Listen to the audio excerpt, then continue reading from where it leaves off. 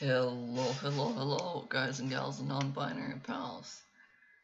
Welcome to Genshin Impact today.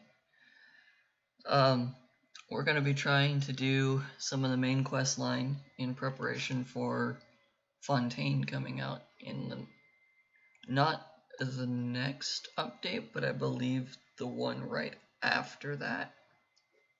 As far as I'm aware, it'll be like 3.7, I believe, is next week, 2 weeks from now, something like that. And then it'll be the update after that, I believe, is when Fontaine is supposed to come out. So we're gonna jump right into it, attempting to do the main storylines. I will warn that I have like 4 different quest lines that all involve me talking to Catherine and Sumeru. So I don't actually know which one is going to start first. We'll figure that out. But here's the game. I have done some things off camera.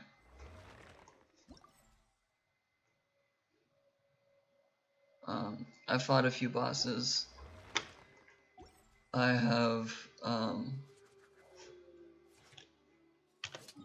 I've been working on the quest line to uncover the fog in Inazuma, because I've spent so long, so long not knowing where to get the quest to start the quest line for Tsurumi Island.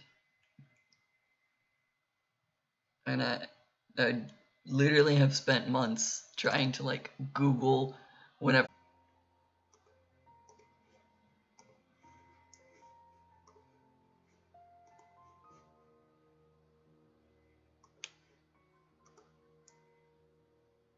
Stream is healthy and is working again. Awesome. I figured it out, guys. I knew I was smart. I can use my brain sometimes.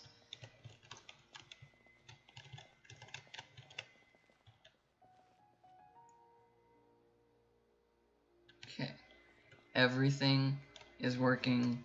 Now I talk to the fortune teller. Awesome. This should be Sataria's favorite fortune-telling spot. So should we ask the fortune teller about Sataria? No, I already have enough information on Sataria.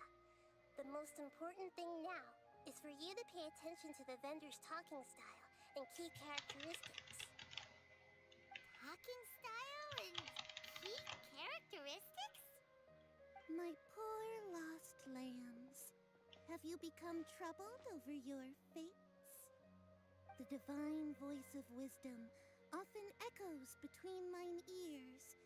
If thou be blessed today by the gods, I may be able to show you the way. Huh? Really? Nahida, you've been whispering things to her? Shh! My friend here has some doubts regarding her future. Can we get a fortune reading for her?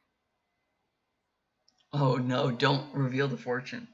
Of course, of course. In that case...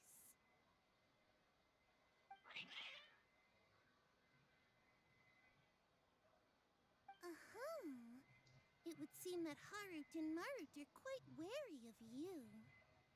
Perhaps, at some time in the past, you have somehow offended the gods. Yeah, that's probably true. Mocking the god of Animo, questioning the Lord of Geo's financial savviness, and brawling with the god of Electro. Do those count? I wasn't expecting that being the actual. Nothing. Go on, pick an aspect for her to divine. Divine my prospects in health or my prospects in love. I really don't care about love, but that's the funnier option, so I'm gonna pick it. No problem at all. It's the funnier option, so I'm gonna pick it.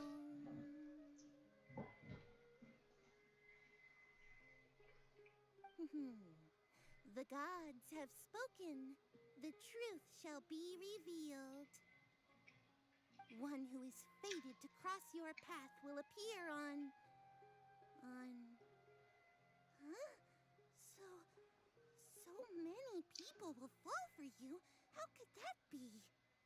Harut, Marut, did you two spoil my divination? I've never read a fortune so absurd.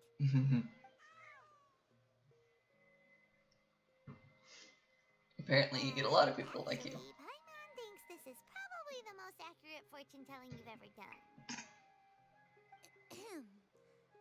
I admit that the orientation of today's celestial matrix is suboptimal. As such, there will be no charge.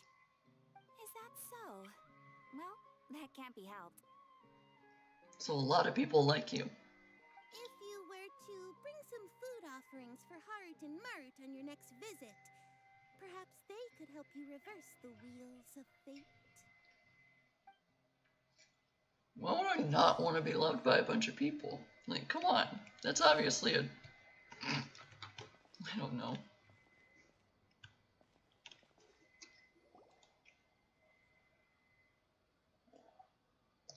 Is this another one of Sataria's favorite stalls? Alright, no more food. Yep. It belongs to a king. His father helped Sataria a lot when she first moved to Sumeru City, so she still comes by whenever she has time. When I start talking with her, listen carefully to the details of our conversation.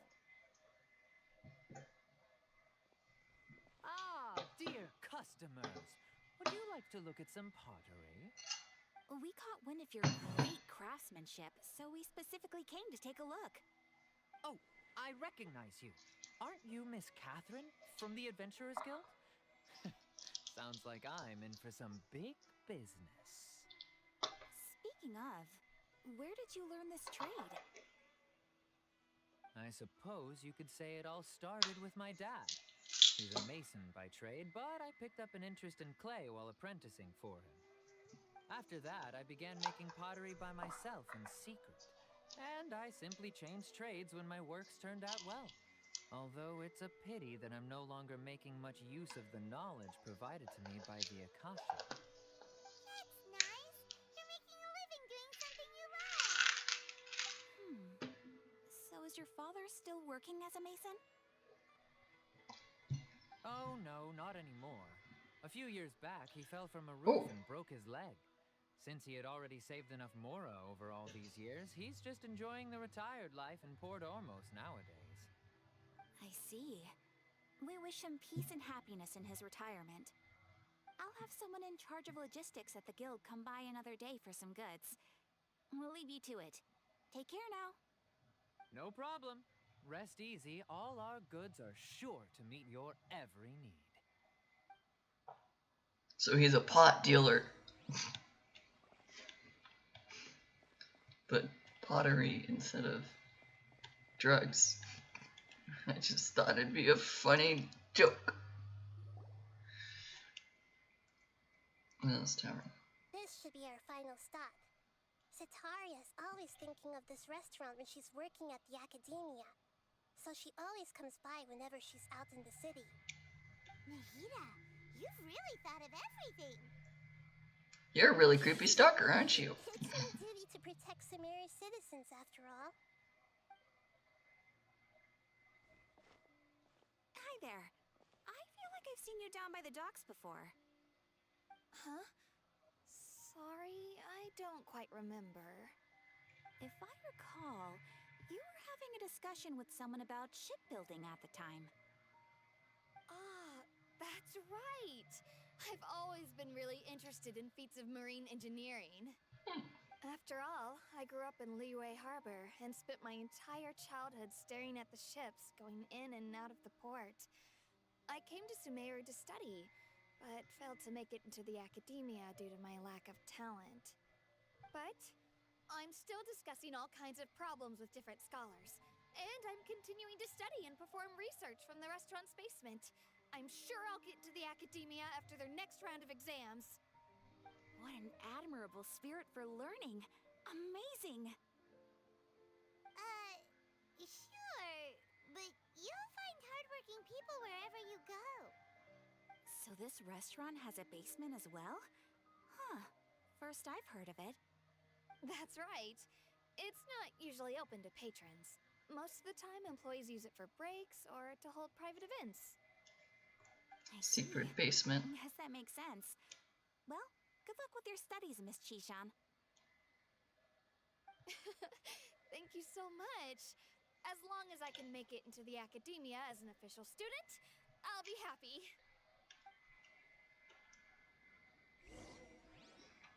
Talk to Nahida.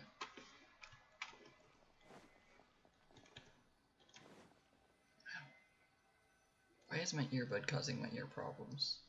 So, was that everybody? Mm-hmm. 3 familiar faces should be enough for Sataria. What's the point of all the information we've collected? Nahida, you still haven't told us how you're planning to make Sataria face her problems. Sataria is already used to avoiding her problems, so we must find a way to break through her usual sensibilities. I remember you mentioned that the Eremites in Port Ormuz are all making a fuss about the upcoming resurrection of King Deshret. Although it's all just a boatload of nonsense, the fate of her homeland may turn out to be Sataria's soft spot. Oh, Paimon gets it now! You want to take advantage of the guilt Sataria feels about her homeland. It's not a good sentence, though. Although she knows she should return home to help the people of the desert, all she's done is conspire with the sages. If King Deshret were to criticize Sataria's actions, or if King Deshret were to make demands of Sataria. If King Deshret were to make demands of Sataria. So, how do we set that up? Well, King Deshret is long gone, and Sataria is also too smart to fall for any simple tricks.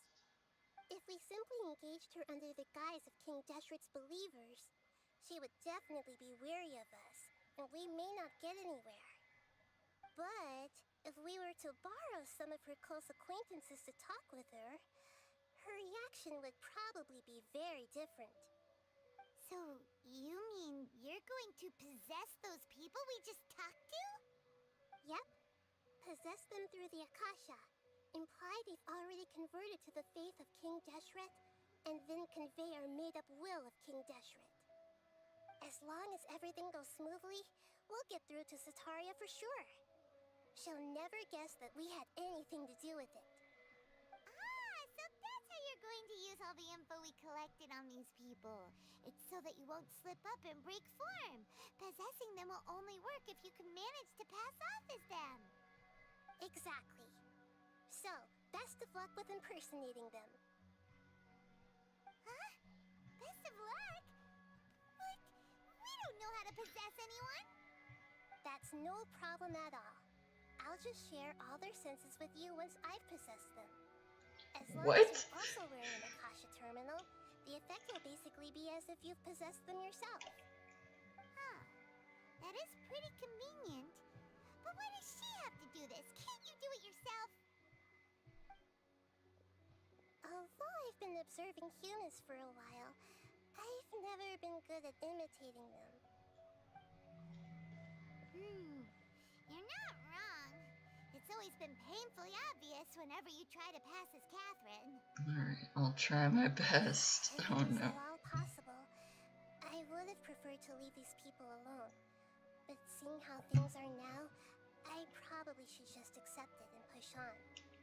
Yeah, don't beat yourself up over it. We're only doing this to help everyone, and we'll only be borrowing them for a little while anyway. Alright, then let's give it a go tomorrow afternoon. This isn't gonna go well. Wait until the following afternoon. Oh no.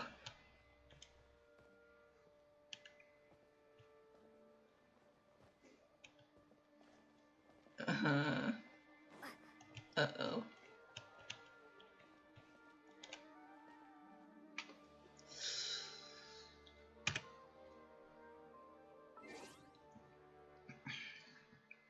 Changing the ooh, I got mail. What mail did I get?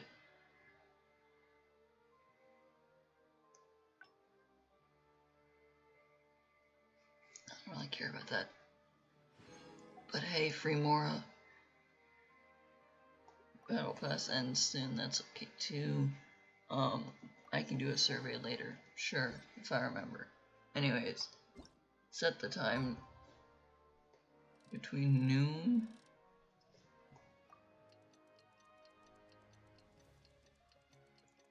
1800.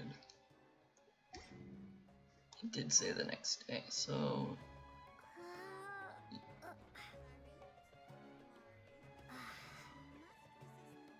right, that should be long enough that I can adjust the time to the next day at noon.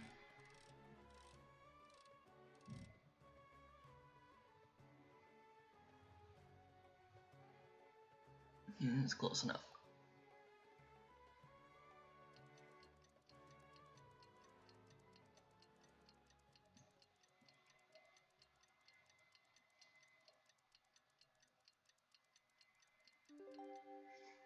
No, I wait, quote unquote, 7 minutes in the game. Well, I didn't mean to right click off of that. I wanted to stand up here. Go to the marketing carry on Nikita's plant. Alright, possession time.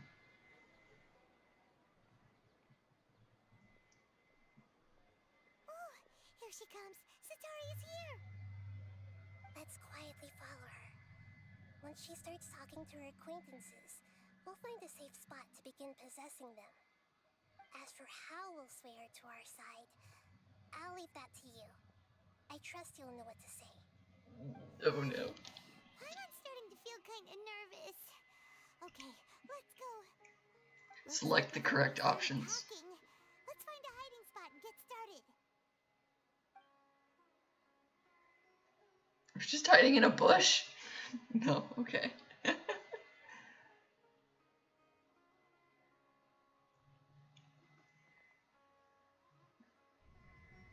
Dendro powers activate.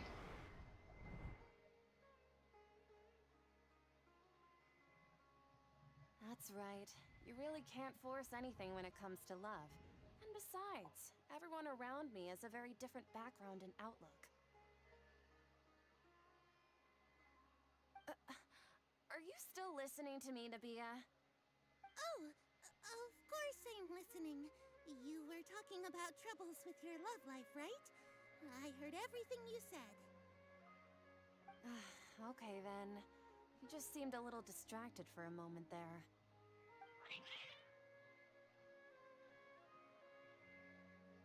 Strange. Your cats seem pretty worked up. Is something wrong? I always thought they were quiet, happy kitties. Oh, what are their names again? Harut and Marut. Ah, that's right. They are just little darlings, aren't they? Harut and Marut. So, which fortune do you want me to read for you today? You must have come for another echo of the divine voice of wisdom. I'd like to get another reading on my love prospects, but to be perfectly honest with you, I feel like I've been a real mess recently. A mess? Well, could you do a reading on how long it'll take me to finish my current project at work? I really just want to get it over with. I hear you. No problem at all. The gods will reveal the truth.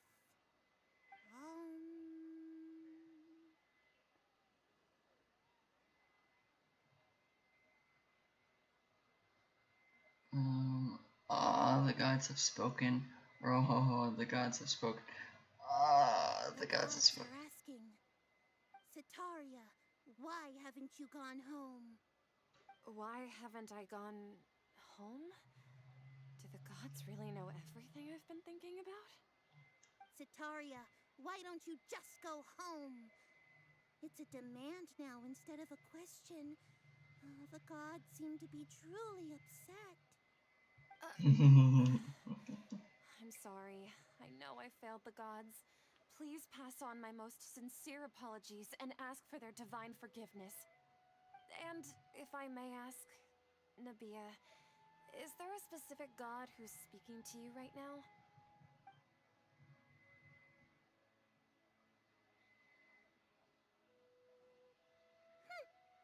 What an inconsiderate and naive question. The god who is speaking to me is, of course, the wisest and mightiest of all, King Deshret. King Deshret?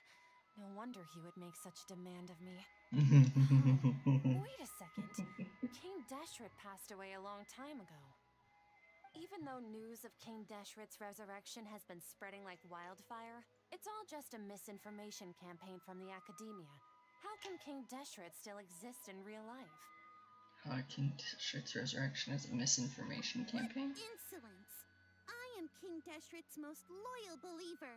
Do you wish to refute his voice of wisdom? Oh, no. As a child of the desert, I am only reveling in his power upon learning that his divine glory has touched even this city. I will think very carefully about his demand of me. I'm sorry. I must go now. Wait!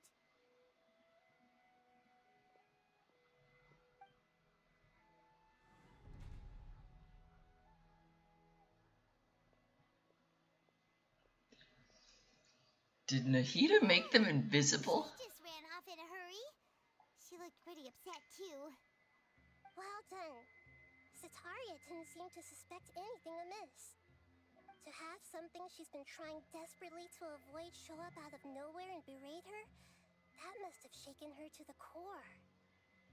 Aw, Nahida, it seems like you understand human emotions really well after all. The poor fortune teller I know girl. some abstract Harabatop theories.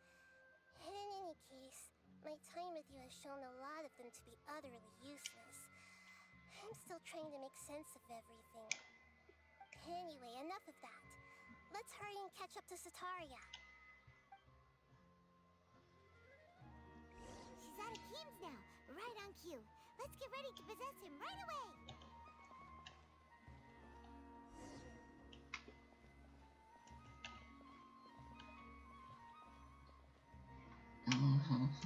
I have to remember his mannerisms of speech now too. I am so glad that I'm doing this all together instead of like waiting a few weeks. It's okay. I just got caught up in something. Oh, actually, didn't you ask me to help you look for work? What kind of work were you looking for again? Masonry work. Oh, right. Your old man's craft. How could I forget? Speaking of, how's he doing? Is he feeling any better? He's feeling a lot better. He can lift stuff now. He's feeling a lot better, and he's walking more now. Walking more. That's good to hear. I've been thinking a lot about him. If I could get some more time off, I'd love to pay him a visit. Actually, while we're talking about him, is he still living in Port Ormos? Yeah, he's been retired there for a while. If you could find the time, please write him a letter. Let him know that recently, faith in King Deshret has taken root in Port Ormos and has begun to spread across Sumeru. Oh. He has a quick temper and has always been a devout follower of the Dendro Archon. I don't want him to get into a fight with those King Deshret believers because of a difference in beliefs. Oh? So, who are you siding with in all of this? The Academia or King Deshret? I'm so jealous of you. You were born a child of the desert, yet you chose to betray King Deshret, and now you spend all your time with those crooks from the Academia. Akeem, you don't mean you've also become a believer of King Deshret? What's so strange about becoming a believer of the wise King Deshret? In fact, aren't you the strange one? The one who still can't pick a side? Can't pick a side? Me? Whoa! Paimon had no idea you'd be so good at this. Before I knew it, I really started getting into the role. I wasn't too harsh. No, I wasn't too harsh, was I? Really zeroed in on the issue and put it right in front of her. It might feel a bit overwhelming for Sataria. But once everything is over, I'll be sure to pay her a visit to her mind and explain everything. Anyway, let's keep going. Follow Sataria. Come on! Sataria's already started talking with Shishan.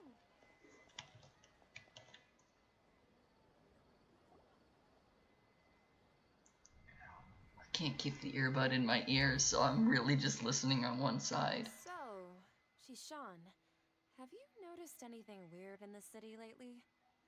Like, as if someone was trying to preach to you about something?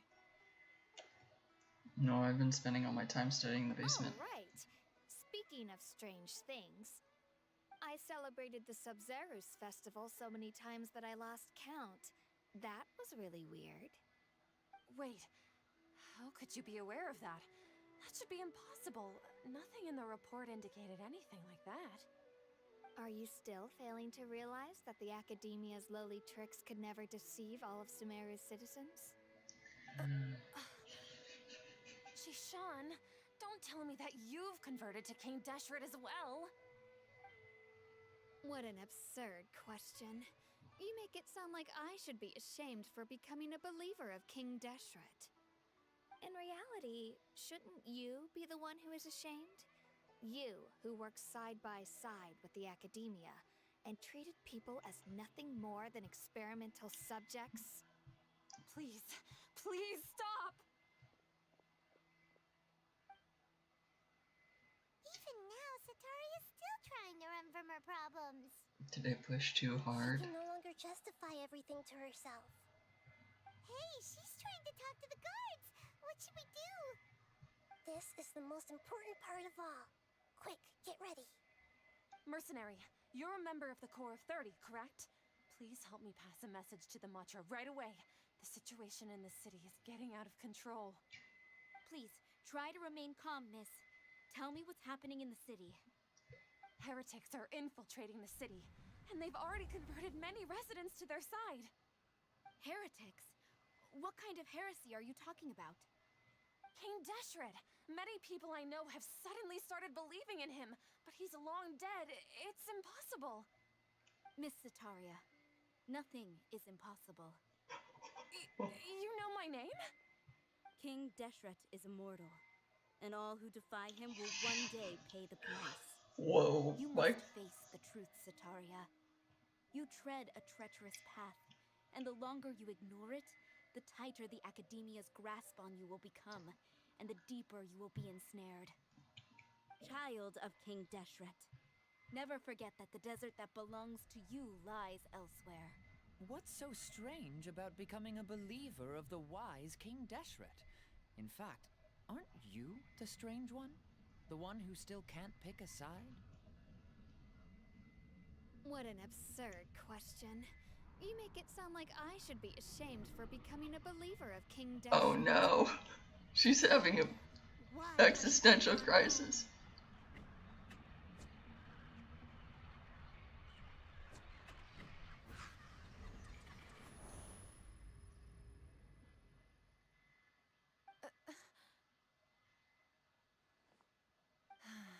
It seems that no matter where I run, I only keep finding more believers of King Deshret. I have to say, this is a familiar feeling. I've also been running from my guilt this whole time. Guilt over my part in the sage's plans, and from ignoring the letters from the children of my homeland. But no matter how much I may try to ignore or get rid of it, my guilt always comes back. It's not too late to turn back. You won't necessarily lose your research opportunities by facing the truth. Besides, did you really want to conduct your research while carrying such heavy feelings of guilt? How do you know me so well? Are you truly just a believer of King Deshret? Or are you the god himself? That's not important. The important thing is to pass judgment on the Academia and its sages, and to correct their mistakes. If you could provide some assistance in this matter, perhaps it could serve as a form of atonement. I've actually never believed in the gods, but I've always believed in serendipity. Your appearance must be a fated opportunity for me to get out of this wretched situation.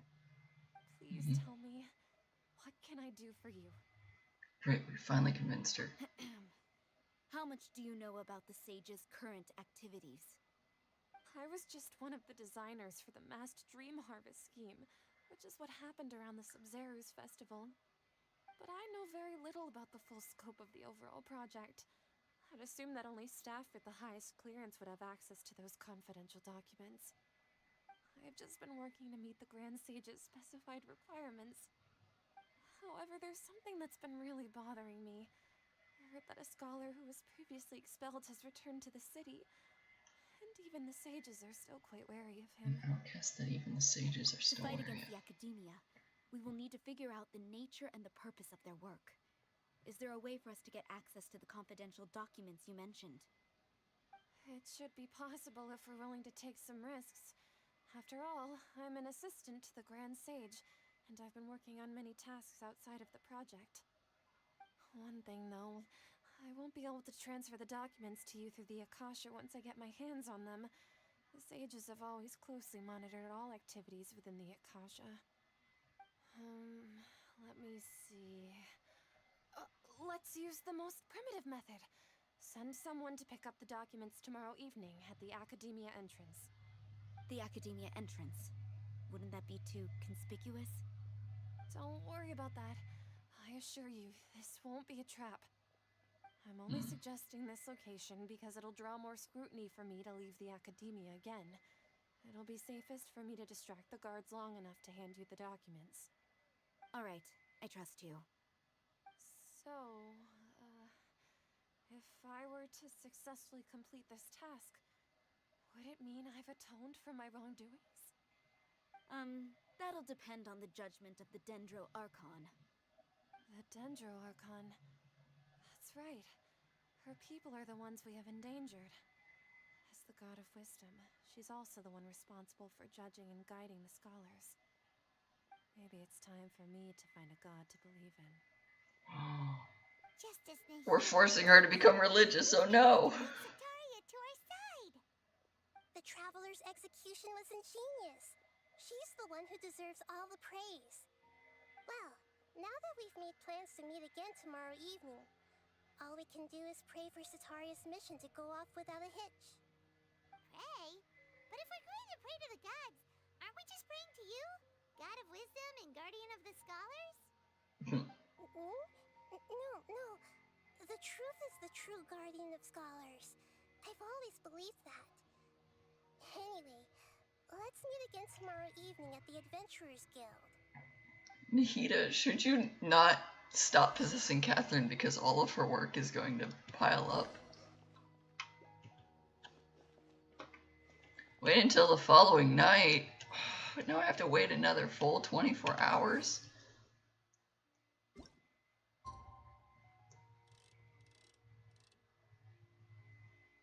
See, because 1900 today is over here.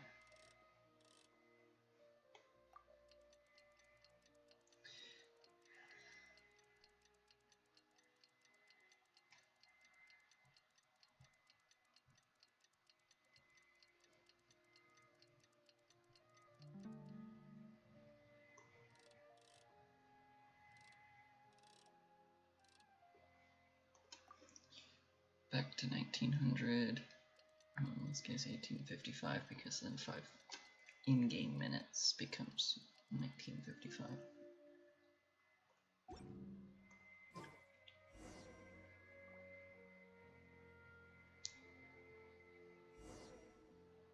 Meet up with Nahida.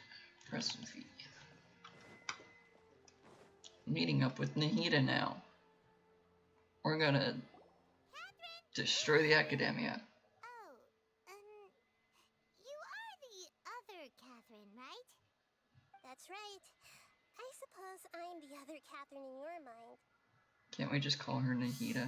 We're on a secret mission tonight, so we need to protect Catherine's identity. Yep, Paimon's right. we cannot fully rule out the chance that the meetup tonight is just a trap.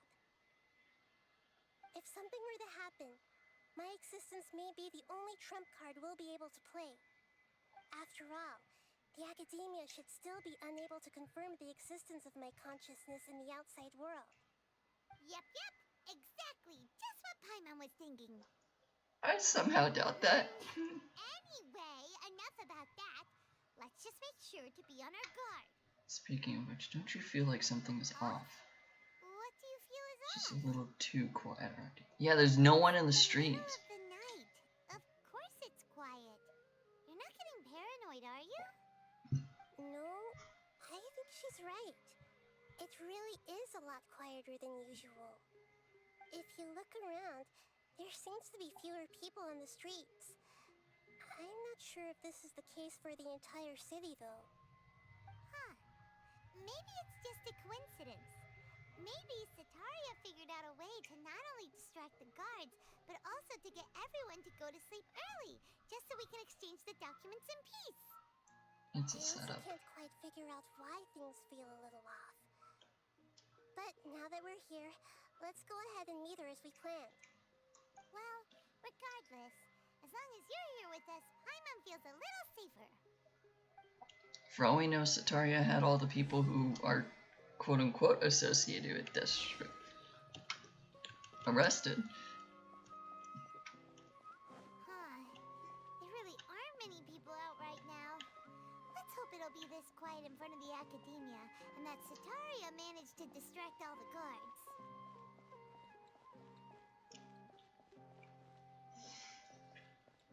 This isn't going to turn into a leeway situation where I've got to run from the Millilith. But in this case, I've got to run from all the guards.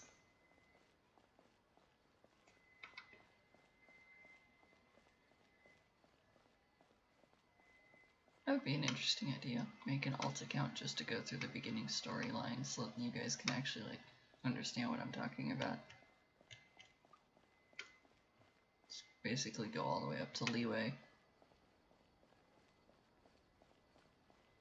Entering into Inazuma and then doing the rest. There's a lot of people up here.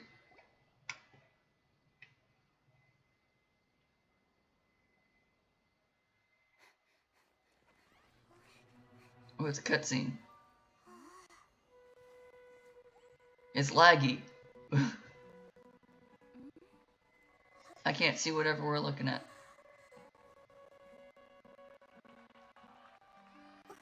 What are all these people doing here at this hour of the night?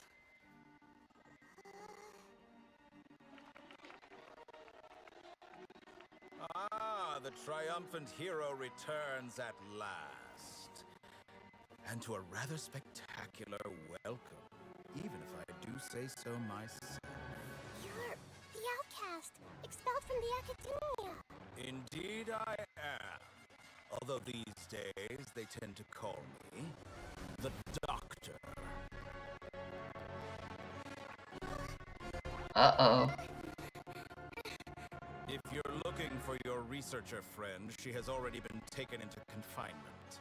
With some basic caution, she could have discovered the listening device on her person.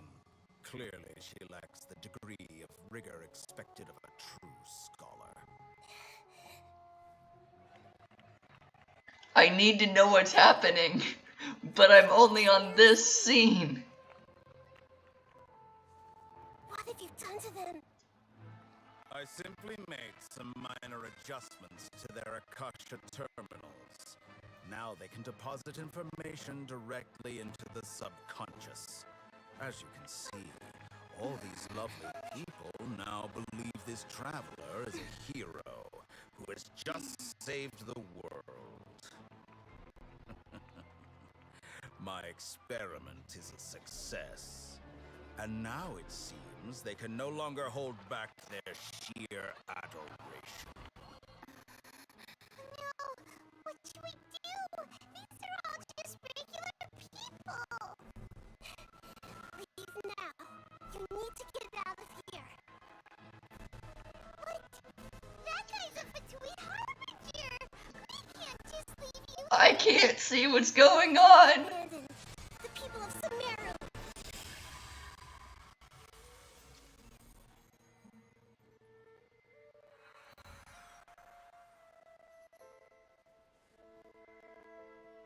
Well, something cool just happened.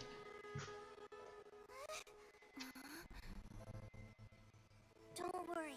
We'll meet again outside of the city.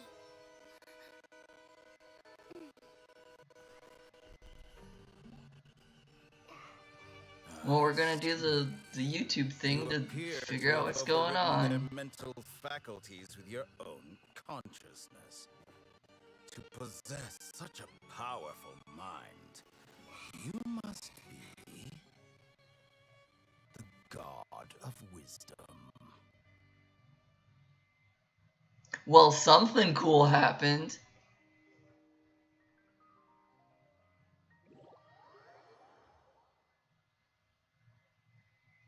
That was such a great cutscene, guys. I'm gonna search that on YouTube in a second so we can actually watch it instead of just listen. Cause I don't know what happened.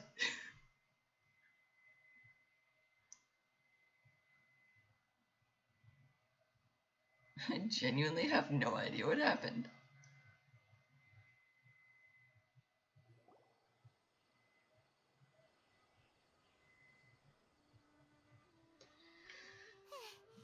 This should be far enough. Paimon needs to catch her breath first.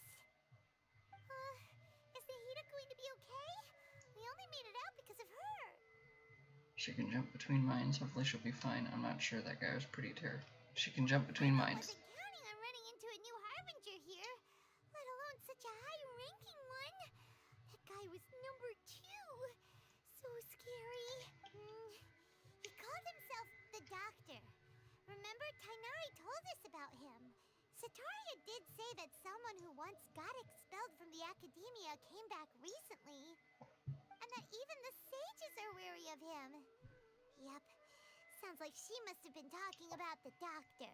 We underestimate the scale of this problem. We underestimate the number of parties involved. Underestimate the number of parties involved. Now that the Doctor's in the picture, we're no longer just dealing with the Academia. They're in cahoots with the Fatui. But what are the Fatui after this time? Another Gnosis? We need to find a way to reunite with Nahida. Yeah, things would be a lot easier with Nahida's help. Nahida said we'll meet again outside of the city.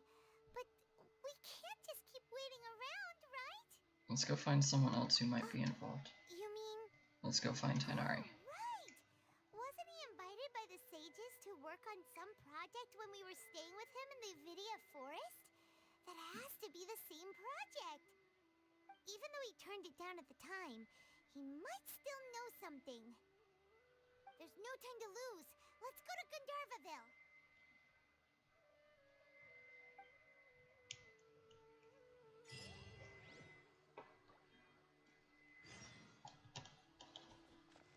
Okay.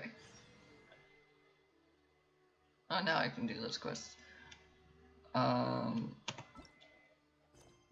So this is Chapter 3, Act 3. We're gonna see if I can find the cutscene really quickly.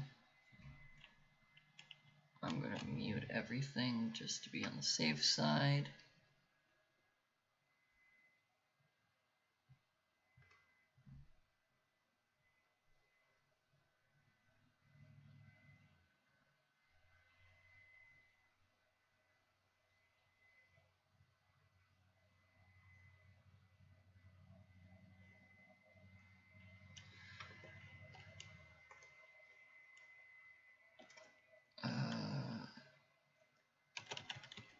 Genshin Impact Chapter 3 Act 3 cut scenes.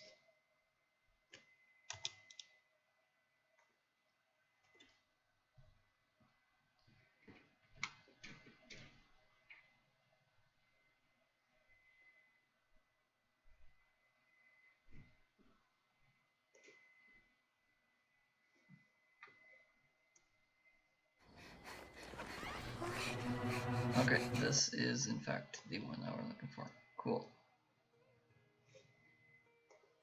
So this is the cutscene that should have just played if it had worked for us.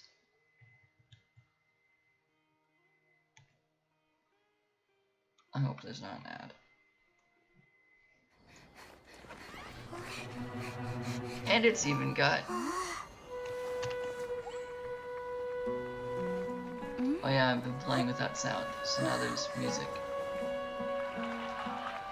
What are all these people doing here at this hour of the night?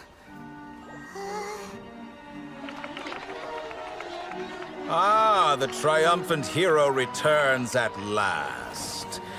And to a rather spectacular welcome, even if I do say so myself. You're the outcast, expelled from the academia. Indeed I am.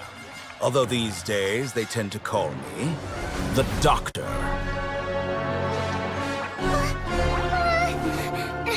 If you're looking for your researcher friend, she has already been taken into confinement. With some basic caution, she could have discovered the listening device on her person. Clearly, she lacks the degree of rigor expected of a true scholar.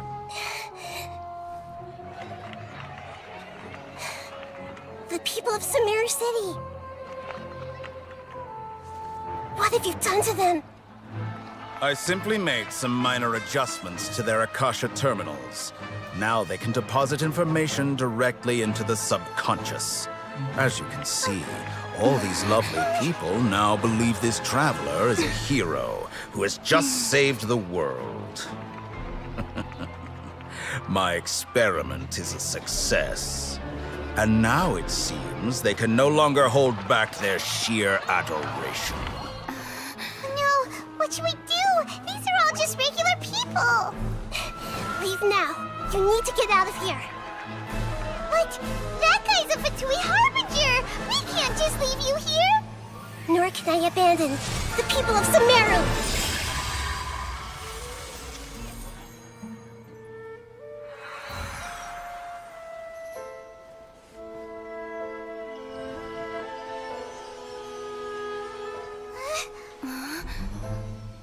Don't worry. We'll meet again outside of the city.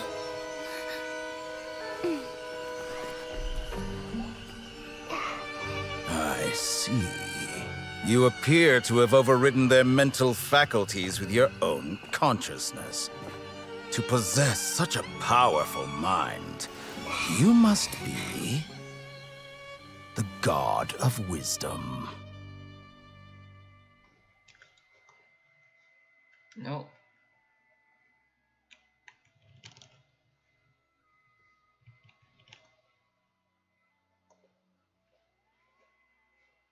Cool. That's the part that we were missing.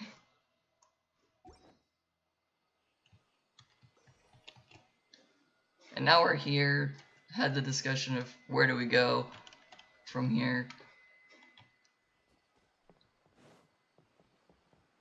Going to Gandharvaville. On the map I can see that there's a Dendroculi underneath this bridge. Now I really want to try and get it.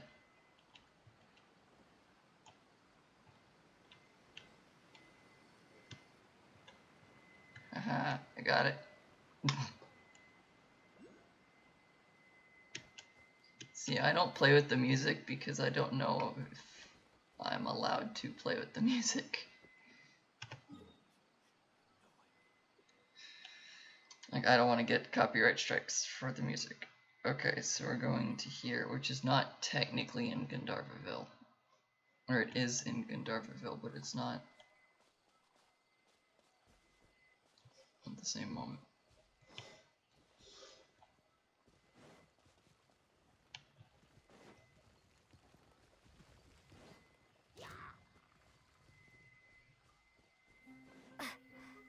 Gandharvaville proper.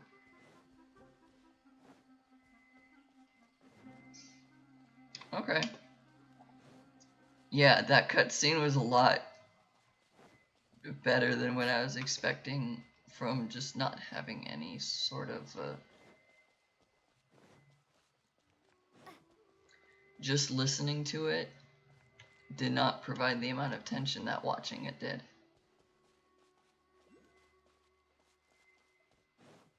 So thank you to random person on YouTube for taking the cutscene.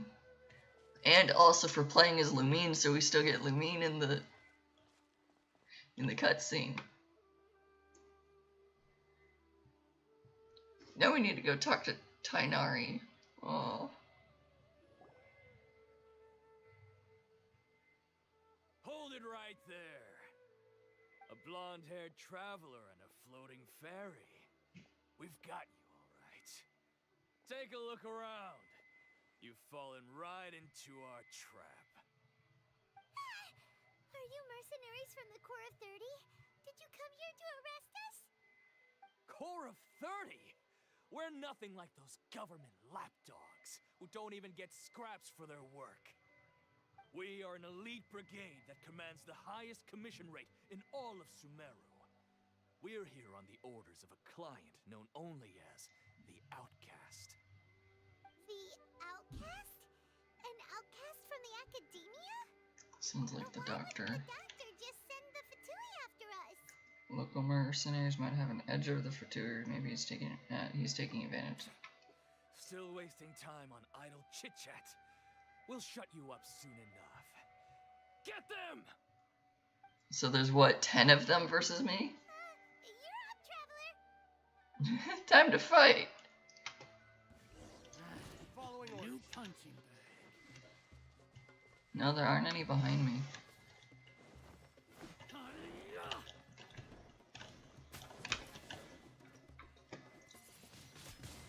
Windblade! No touching! Whoa, lag. Take that!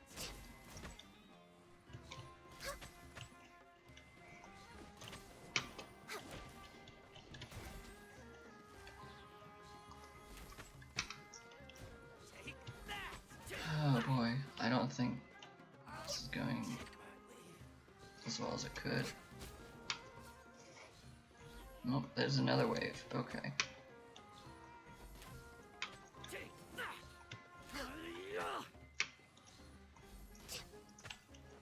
Access denied. All hail! Incinerate! Chia! Breath of the flame! Well, that guy already died.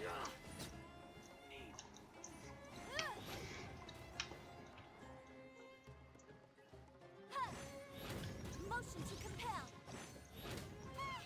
It isn't over yet! Here comes reinforcements! It's gonna be like Tainari swoops in right at the last second and quote-unquote saves you,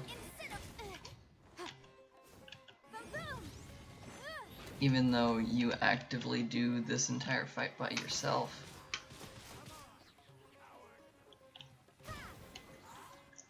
It's going to almost actively be that you require help after a little bit. Well, that went over this guy's head. Windblade! Leave it all to me, as a dutiful maid would.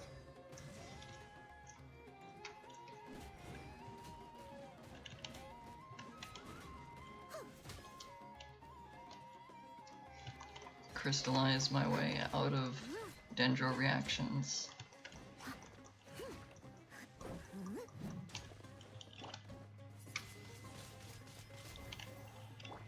No touching!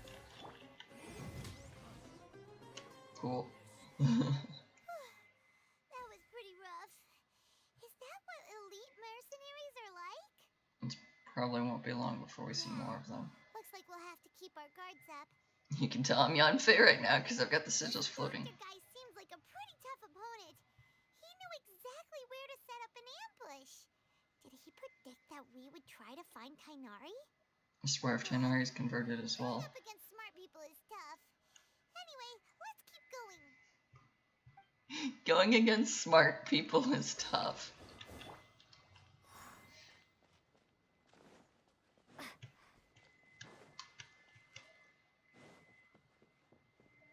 There's another Aramite right down there. But he's cool. Okay. Squirrel.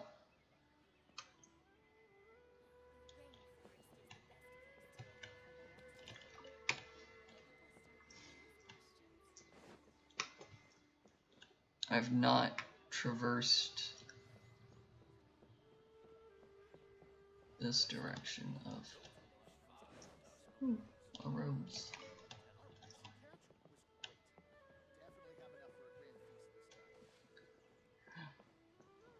Kale. I like Kale. Kale's cool. Oh, it's the Traveler and Paimon. What are you two doing back here? Kale, it's nice to see you again. Are you doing alright? To be honest, I'm not doing too well. My Elazar has been progressing at a faster rate lately. I'm finding it harder to complete more intricate tasks. I just realized that Ildatore, the doctor, is the guy who experimented on Kale. There might be very much trauma coming up. Uh-oh. This is your warning now? I hope that there's not. As a result, Master Tainari is taking me off the patrol schedule. He will only allow me to stay here and coordinate other people's tasks. Oh, Kale. It seems like curing Ermin's soul is our only chance. Speaking of Tainari, did he go off on patrol? We're here to talk to him. Oh, Master Tainari? He just left the Avidia Forest a little while ago. He was headed to Party's DI. He left? What? Isn't Tainari always saying that he never wants to leave the Avidia Forest? He even turned down the Sage's invitation. I thought it was weird too. Master Tainari always prioritizes his work as a forest watcher above everything. He almost never leaves his post. He left in a hurry this time, though. You didn't give a reason? Oh, I only found out that he left through a message he left behind. He also made sure to delegate all his tasks using a schedule. To leave in such a hurry? I'd guess he had something urgent to take care of. Master Tainari originally studied in the Amorta Darshan of the Academia, and Partis DI is something like the Amorta's research base. Many rare shrubs and grasses have been planted there for research. I know that before he became a forest watcher, Master Tainari once spent a long time conducting research at Partis DI. A research base, huh? Gotta wonder what kind of research Tainari just decided to work on all of a sudden. Oh, we don't have a lot of time, so let's go look for him at Party's DI. Please take care of yourself, Kale. Don't push yourself too hard, please. Take care of yourself. Don't worry, I'm fine. I'm used to living with Elazar by now. If you run into Master Tainari, please send him my regards. Kale, we worry about you. Please don't go to Sumeru City. Catherine is busy complete. No!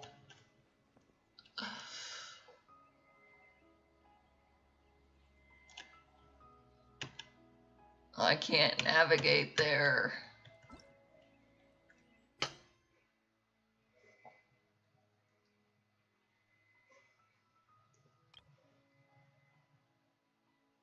Oh, Catherine would be because of... Okay, so the start of contamination is this one. I just have to talk to Catherine in Sumeru City. So, yeah.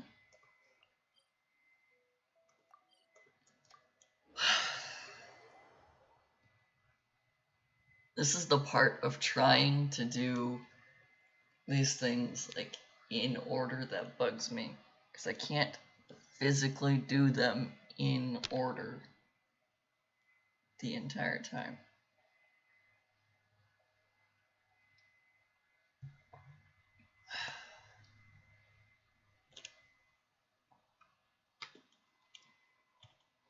Because now I have to go start a different quest to be able to finish the main story quest.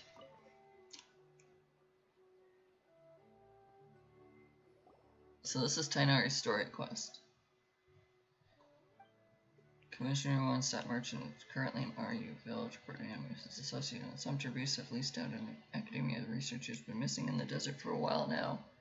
He's hoping that a highly experienced adventurer can take the commission and confirm the status of his associate in the Sumpter Beast. You're both highly experienced adventurers, so a commission like this should be a cinch for you, I hope. Missing in the desert, that certainly is right. Let's go take a look, traveler. Commissioner is named Boniface and he's still in RU village now. He can fill you in less specific. Safe travels, you too.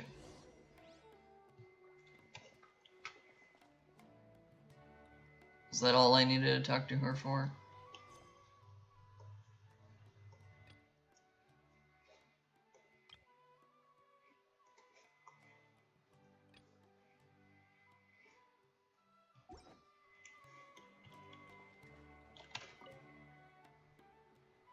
Oh, that was the other side quest.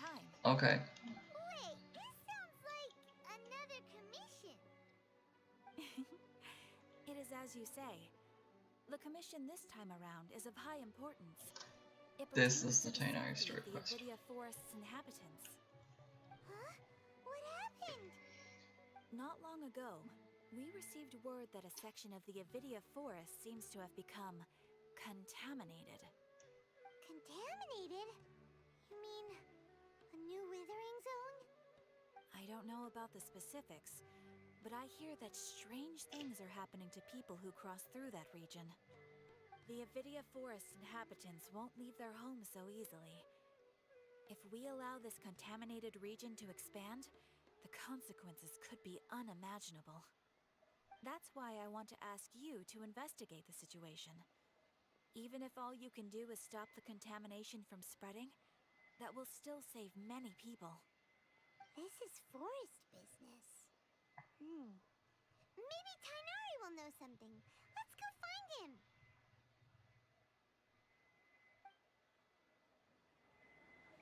Okay. So now is Tainari stuck in this situation instead of the gaze from the certain god where I need to go? I think I accidentally pressed B instead of V to navigate. Yep, so I opened the bag with the belongings. Ooh, what's this? Maplewood bookcase ink carton. I don't know where I got this, but sure, I'll take it. I don't really go into the Serenity pot that much. Paradis DI. Oh, I don't have that teleport waypoint. Swear I've done a ton of exploring in Sumeru, if you can't tell.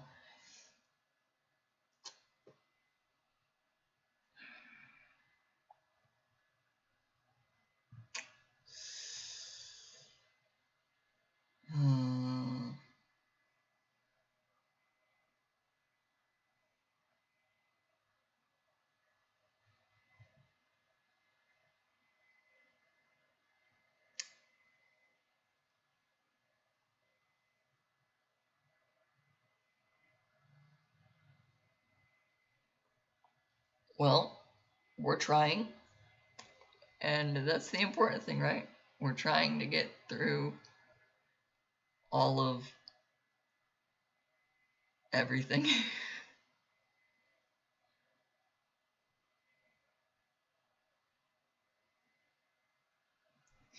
I just want to finish the main story quest so that we can be ready for Fontaine in a month.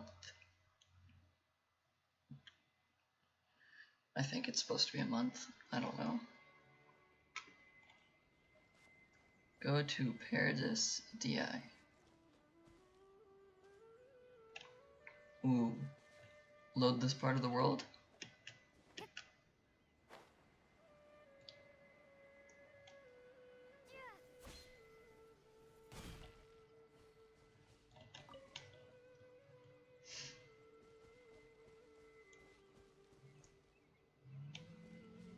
I think it is very obvious by the world generation that I've never loaded this area.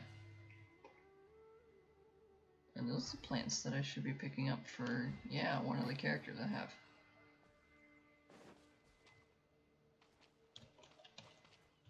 No? Is that not what these are? Oh, they are. Why do they look blue? I am genuinely just ignoring all of these enemies. Why are they blue though? That's the part I don't understand.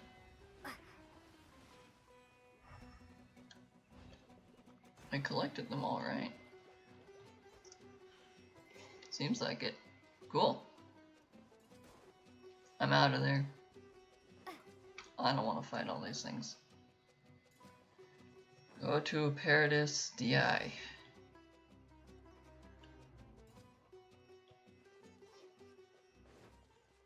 Yep, I have not loaded this side of the realm. Collect some Patty Saras. Why not? So basically, we're going into this city the wrong direction.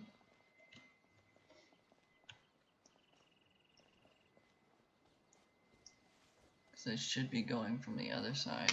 I'm going to try and quickly get this waypoint in case I have to travel back here before I trigger the quest start.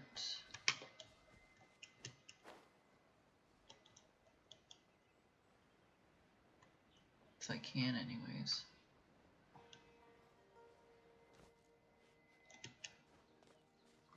I'd like to try to get the waypoint.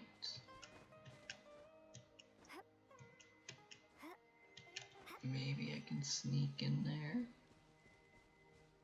Let me activate it before the quest starts. Awesome. Okay.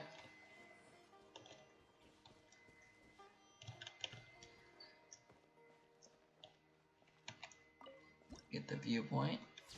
Wow, look! The Garden of Deep Thought. That looks cool. And there's Catherine. Whole reason we had to quickly jump to another place to get Catherine. Catherine Nahida. I'm gonna say Nahida. Thank goodness you're okay. We were so worried about you. You haven't been reprogrammed by the doctor, have you? You are Nahida, right? You haven't been reprogrammed. It's supposed to be a touching reunion, but you're ruining the moment. Actually, it's very smart of the traveler to be wary of me right now. After all, the doctor has shown that his technology can apparently even control human minds. Yeah. Plus, it's not like you could have known what happened after we split up and I was facing the doctor by myself. Even a pool of stagnant water after a torrential storm can occasionally pass as a patch of sky. Did you give up your noses to get away? The real Nahida could come up with such an obscure analogy. I believe you. Huh? But I wasn't trying to win your trust or anything. All I wanted was to clarify my point. Well, you muddied it even further. Nahida, tell us more about what happened. Are those poor people alright? When you left, I was still in the middle of restoring everyone's minds. Thankfully, when the doctor mentioned depositing information into the subconscious, he didn't mean engraving information into their minds. Instead, he did something closer to creating hallucinations. That was still within my power to fix. Luckily, I managed to finish my restorations and mind jump away from him just as he was about to capture me. What a relief. The doctor sure pulled out some hidden cards, but good thing we had Nahida with us. I wouldn't be relieved just yet. I gave away my true identity when I restored everyone's minds, which means we've lost another one of our trump cards. Also, the doctor is already an expert at modifying Akasha terminals. Maybe it's only a matter of time until he captures my consciousness inside the Akasha. No! Would that mean you'd no longer be able to jump between minds? Then how do we stop him? He's still at the academia, so it's possible he already started messing with the Akasha. We need to hurry. Our position will only get worse with time. Feels like he's toying with us. What a nasty piece of work. Well, he is one of the Fatui Harbingers. Combat ability alone is apparently enough to make him worthy of being number 2 of the Fatui. We shouldn't give up hope just yet. Let's try to find another way to attack this problem. I don't want to attack this problem. Yeah. How did you know we were trying to get to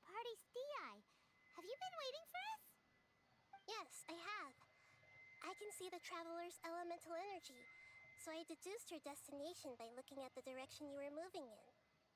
You didn't come here for sightseeing, right? Did you find any leads? We're looking for a scholar we know. His name is Tainari, and the sages once tried to reach out to him. Why don't you come inside with us and see what we can find?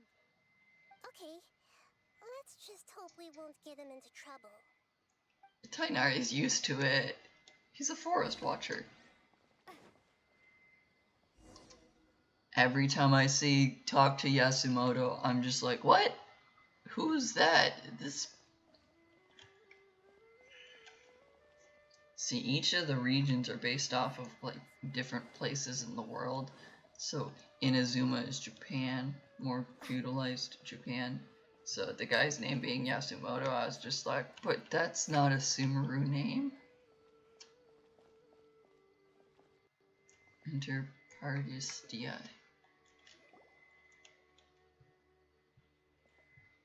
Oh, suddenly it's day. Okay. Traveler? It is you! Oh, this is the girl who helped me initially. It's Hypatia! Didn't expect to run into you here. What a pleasant surprise! It's so nice to see the two of you again. Who's this? She's a scholar we met in the Avidia Forest. When we last saw each other, she was still training in the... what's it called? Satyavada life? Oh, I see. That's right, we're old friends! You've come at just the right time. Ever since I've come here, hardly anyone has even talked to me. Hypatia, you're way too excited about this. Actually, for you to leave the Avidia Forest means... you're not in training anymore? Wait, no. Did you already finish your training and reach Pariporna life? How do you remember this, Paimon? What do you think? My consciousness has already managed to make contact with the divine. You did it! Congratulations! I'm really happy for you. You're truly amazing. I'm really happy for you. It's so exhilarating to share this sublime joy with others at long last. When my consciousness made contact with the gods. Ah, what a supreme and unparalleled experience that was. That sounds incredible! Actually, we're here for Tainari. We're in a hurry, so let's chat about this next. Actually, we're here for Tainari. All right. Actually, please wait. I haven't forgotten my promise to you. Remember? I promised to help you understand what you saw from Irminsul once I gained deeper insights. My current self has not only gained true insight, but I can even help you establish a direct connection to the consciousness of the divine. You can do that? Do you believe her, Nahida? I've never heard of anything like that, but if you want to give it a try, I'll do my best to protect your consciousness during the process. Hold on. I brought some spirit borneo with me. This is still a crucial part of the ceremony. We're using that incense again? All right now. Hold my hand. I'll help you establish a pathway to connect your consciousness.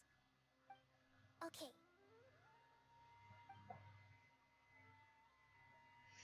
Ready?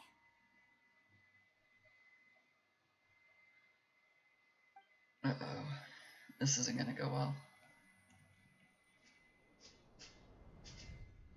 Irminsul's gonna be super pained, isn't it? It took 3 betrayals for me to finally understand. The world is just an elaborate tapestry of lies. My fury will never be quelled. The first to betray me was a god. My creator. My mother. Valuing strength above all, she saw no worth in me and I was discarded. No, come on! Let this cutscene work. Was a human. My family. My friend. Consumed by fear, he saw me as an abomination.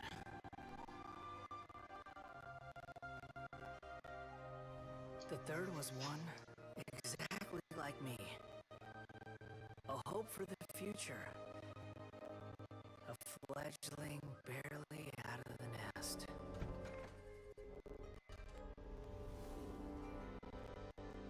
Powerless before his mortality, he broke his promise to me. Humans, they can't be trusted. And the gods fill me with pure loathing. So I said good riddance. I denounced the world and laughed in its face. My chest will never again be defiled by worldly filth.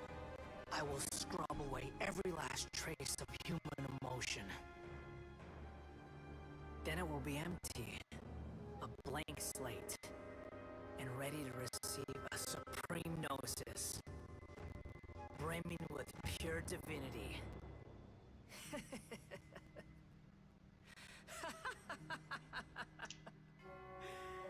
There is no need to fear. The pain will be brief. Your era is coming to an end.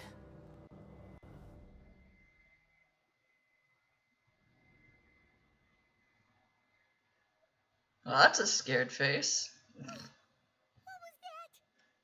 This is neither the Greater Lord's consciousness nor King Deshret's consciousness. Did we actually just see the Balladeer's memories? Everything matches what we know about him. Okay, I want to quickly try and find this cutscene video again, because that's a really important thing that probably deserves to be actually brought up. Let me see if I can find it. Let me mute.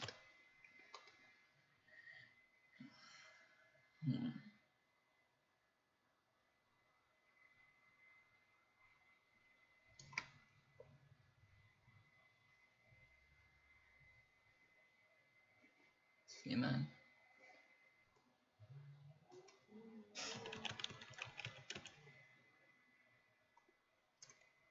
Chapter 3, Act 3 cutscenes.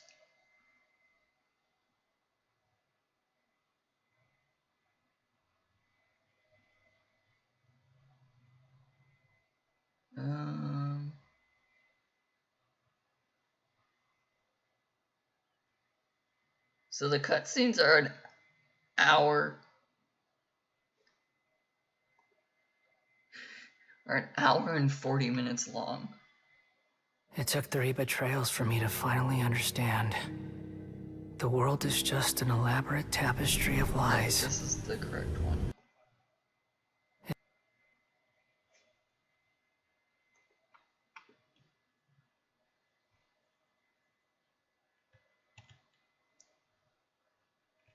We're gonna go display capture, search back to YouTube, unmute the game. Here. It took 3 betrayals for me to finally understand. The world is just an elaborate tapestry of lies. So we got some of this. My fury will never be quelled. The first to betray me was a god. My creator. My mother. Valuing strength above all, she saw no worth in me and I was discarded. The second was a human. My family. My friend. Consumed by fear, he saw me as an abomination. The third was one exactly like me. A hope for the future. A fledgling barely out of the nest. Powerless before his mortality, He broke his promise to me. Humans, they can't be trusted. And the gods fill me with pure loathing. So I said good riddance. I denounce the world and laugh in its face. My chest will never again be defiled by worldly filth. I will scrub away every last trace of human emotion. Then it will be empty, a blank slate, and ready to receive a supreme gnosis, brimming with pure divinity.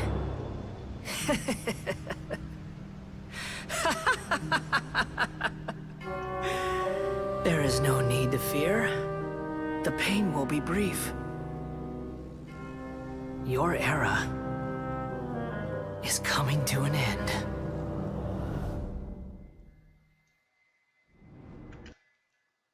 I need to get back to there. Okay.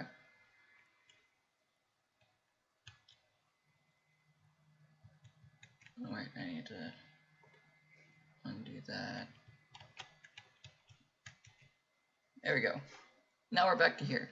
But how is he connected to the divine consciousness that Hypatia was talking about? Now we're back to here. You felt it, right? Such a majestic god. Such a noble will. Such sublime emotion. Alas, shame. If only that which beats within my chest wasn't a filthy mortal heart. Oh, great and merciful God, please grant me forgiveness and salvation. Do you understand now? I'm afraid this is no Puripurna life, but rather... Wake up, Hypatia. You! Why are you so mean to me? Why is everyone hiding from me? I found divine wisdom. Shouldn't I receive praise and honor? Haven't I uncovered that light in the darkness? Hypatia? It's the Balladeer. That's how It's I like number always thought 7 of the everything should 50 be. Arbiters. Number 8. Have I already lost my mind? ... That's the only logical explanation you can have.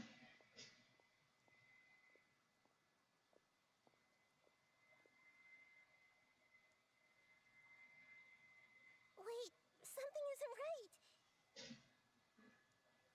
There's no one else here, is there?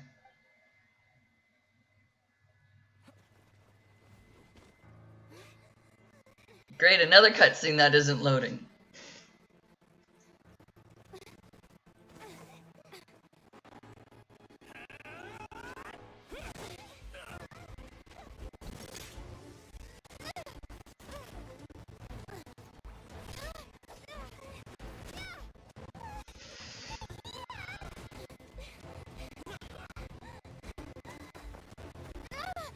I'm not even getting fragments of this, guys. I'm getting this that you can see, and that's it.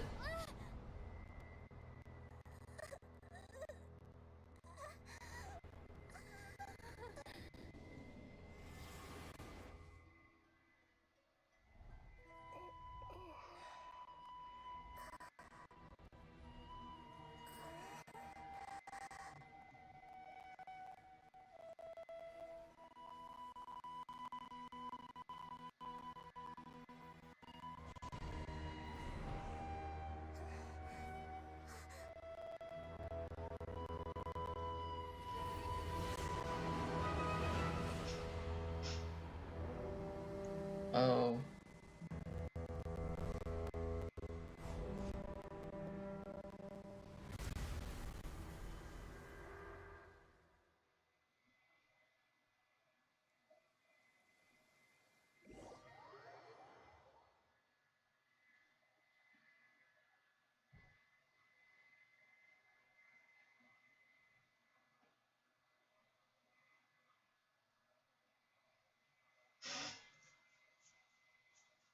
Alright. Do I have to look up another cutscene now?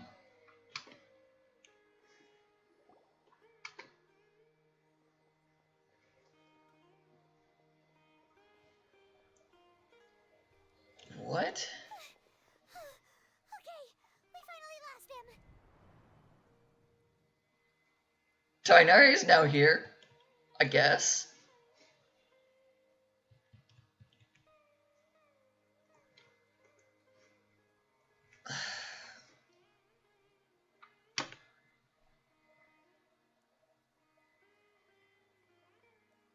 Should I just leave up one of these hour and 40-minute long cutscene things so I can maybe keep just finding them when I need them?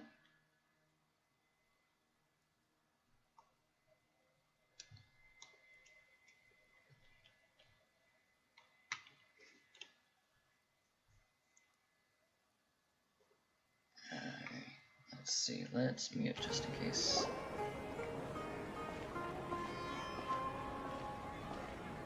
Ad Astra Abyssosque. We meet again, you two.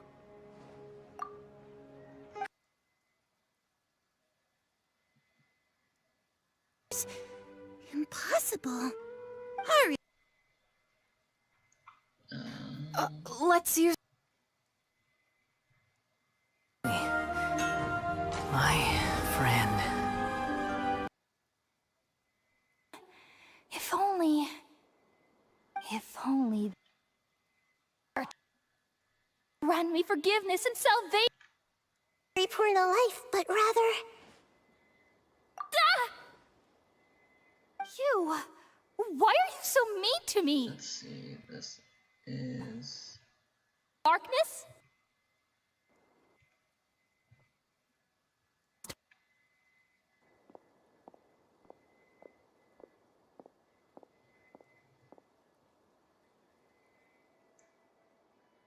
Wait, something isn't right. Okay, this is approximately where the cutscene should be starting, I think. Display capture. Unmute thing. Wait, Lower the volume.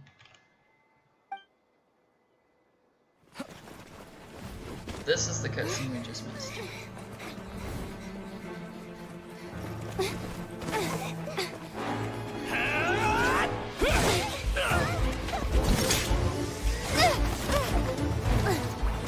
Okay, this is cool music.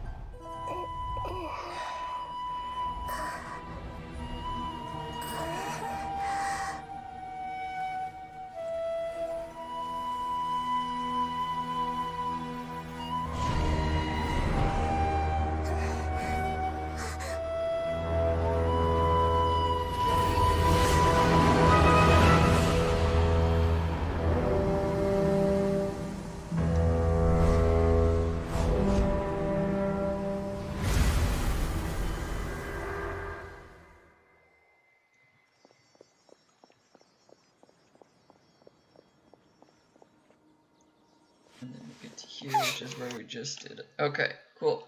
That's the cutscene. I'm just gonna leave that up because at this rate, I'm gonna need that again. Raise it by 10. Get to there. Okay, we finally lost some gas. Are you okay, Nahida? Wait, no. Something feels different. You're back! Oh, the traveler's back? It's me. What just happened? Nahida was controlling your body for a while. It seemed like she jumped over to you as an emergency measure right before the Catherine puppet was destroyed.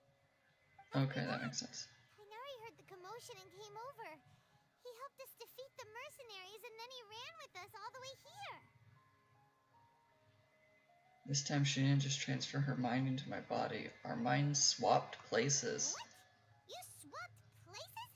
You mean your consciousness also went into Nahida's body? Wait, then where is Nahida's consciousness? Where is she now? I never imagined that an individual's consciousness could be transferred around like this.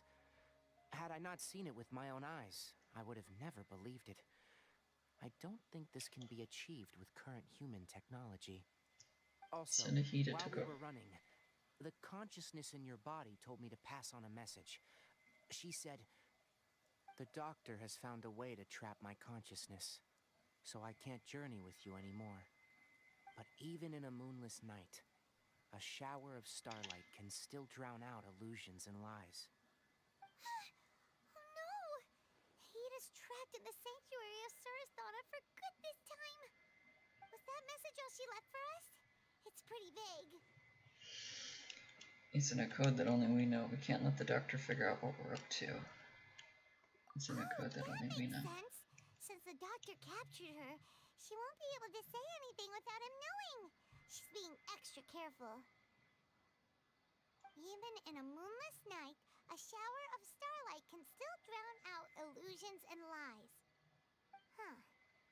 Paimon knows the moon illusions and lies are from the alchemical divination at the Sub-Zero's festival. Didn't Nahida use a starlight analogy before? It had something to do with Sataria. Sataria was the moon refers to Nahida herself. Starlight refers to the people of the desert. Illusions and lies refers to... Starlight refers to people of the desert. That makes a lot of sense. Huh. Do you think Nahida was telling us to go find help in the desert? But she isn't with us anymore. Think we'll be okay? Paimon, you said Sanctuary of Surasthana, correct? Does this mean that this Nahida you're talking about, He's smart. who is occupying the traveler's body, is the Dendro Archon? Your guess is correct, but the situation's a bit complicated, so it's really hard for us to explain right now. That's all right. A scholar's curiosity doesn't need to be appeased right away. As for the complicated nature of the situation, safe to say I have witnessed that for myself. So you just I've fuck spent some with time us with you, to help us. and it looks like the Dendro Archon's also on your side. So, I trust you. Thank you, Tainari. Oh, actually, we came here to ask you a question. What do you know about the project that the sages have been working on? That. While I was indeed invited to join that project, the sages were always secretive about its scope and goals, so I eventually declined. All I know is that the project has something to do with the restoration of Irminsul. I think I know what the project is about. I just received some new intel. I think I know what the project is about. Did you see something when you were in Nahida's body? The Academia is turning the Balladeer into a god. Do you have any evidence? I saw a nascent god under construction. Hypatia also showed us a so-called divine consciousness. Describe what you saw when you exchanged consciousnesses with Nahida. So that's what happened. That explains why Hypatia's symptoms were different from those of the other scholars who went mad. It's because she made contact with the consciousness of a new god who is still in the process of being born. No. Did you leave the Avidia Forest because of Hypatia? I did. I noticed Hypatia's mental anomalies, but since her symptoms were rather atypical, I secretly took her to Pardis Di and began searching for a way to return her to her normal self.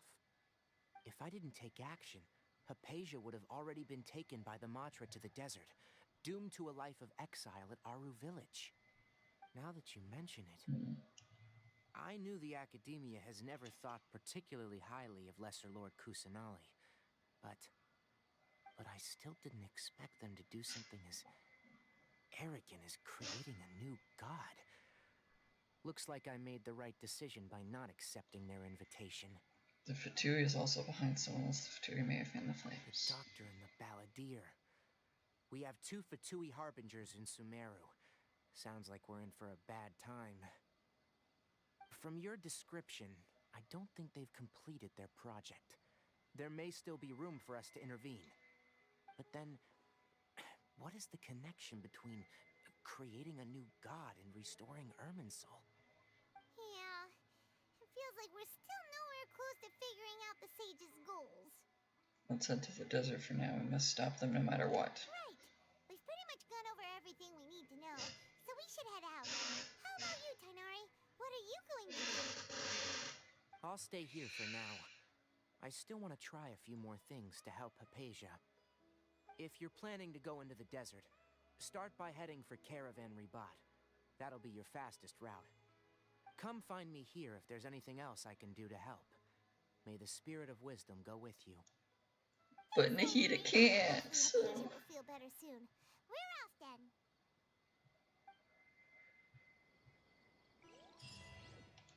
The god gazes back.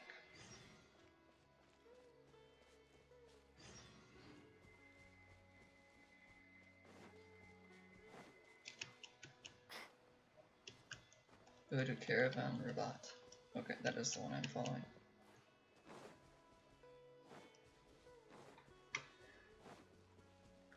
I have to hope that I'm going to the right quest line marker every time. Do I have a waypoint over near there? I do, I can just teleport. I was prepared for this one. Literally the only reason I had the Sumeru Desert unlocked at all as a map initially was because someone joined my world and went, hey, can I go take all the things to get Sino to level up? And I went, yeah, I'm not going to use it. I'm not pulling for Sino.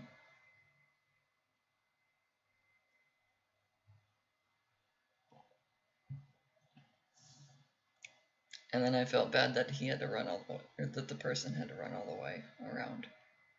I don't remember the person's name or what characters they were preferring to use, but they had to run through the entire desert without any teleport waypoints because I didn't do anything to do that. Alrighty. We're almost done with three, I think. I don't know if I have to fight the Balladeer during this section.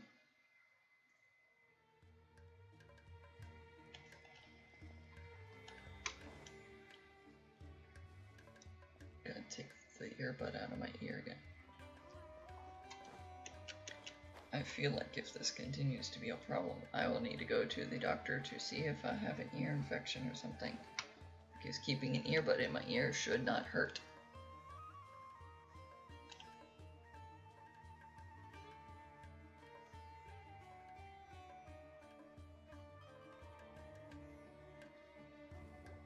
I swear if this is another cutscene that's not loading.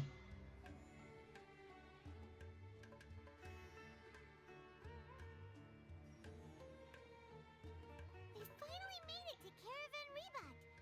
It's pretty lively here. So, just past this wall is the desert, huh? Oh, wow. Paimon remembers hearing people call this the Wall of Samiel. It's made to block sandstorms from the outside. Oh, if it's this tall, it's gotta be the divine work of Greater Lord Rukkhadevata, right? It is indeed quite impressive. Enough gawking. Come on, follow me. Huh? Alhaitham, where did he go? I'm gonna say Alhaitham out loud. Over here. He starts running, so I start running. Okay, that makes sense. Alhaitham went that way! Let's hurry up and follow him. Wonder what he's up to. He is actively running through town.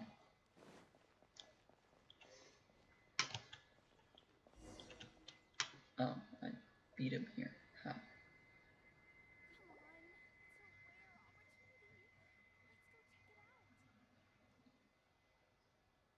Oh, those are Eremites. What the? Where did she go? Are they talking about me? How did we lose them? They were just here a second ago. More Eremite mercenaries? Who are they working for this time? Anyway, Traveler, it seems like we were being followed again. You were too careless. You should have noticed those hopeless amateurs trailing you a long time ago. Thanks, I'll hate them. There's no need to thank me. I've never cared to keep track of personal favors. All I did was correct a mistake I happened to come across. It's a habit I developed at the academia. You really gave Paimon a scare, Alhaitham. We never thought we'd run into you here. Last time we met at Port Ormos, didn't you say you were going back to the academia? Wait, don't tell Paimon that you're here to take us back on their orders. Oh, so you've already landed yourselves on the academia's hit list. I can't say that I didn't expect it. However, had I wished to turn you over to the academia, don't you think you'd already be the Eremites' honored guests by now? That's fair. Right. You do have a point. Did you participate in the Sage's big project? I have no interest in running errands for that project. As a scholar, I've always belonged to the camp that promotes researcher autonomy. And these days, you're more fascinating than anything the Sages can offer. So you're actually looking for me? Not quite. To tell you the truth, I'm still investigating the Divine Knowledge Capsule. Unfortunately, I've run into some difficulties. Everyone says the capsule originated in the desert and was eventually moved to Port Ormos. If I am to get to the bottom of this, I must understand how the capsule first came to be. Which brings me back to you, and why you're so interesting. The leader of Ainul Ahmar used the Divine Knowledge Capsule right in front of you, and upon seeing him, your expression became perplexed, and you were lost in thought for quite some time. To have that kind of reaction, I think you must have realized something. Are you interested at all in sharing what you've been hiding from me? Must be because I was so shocked to hear those words again. World, forget me. Alhaitham, you really have a ridiculous eye for detail. What kind of person even notices or remembers stuff like that? The situation is a little complicated. I can't share what I know just yet. The situation's a little complicated. So that's your answer. Well, I do work for the academia after all.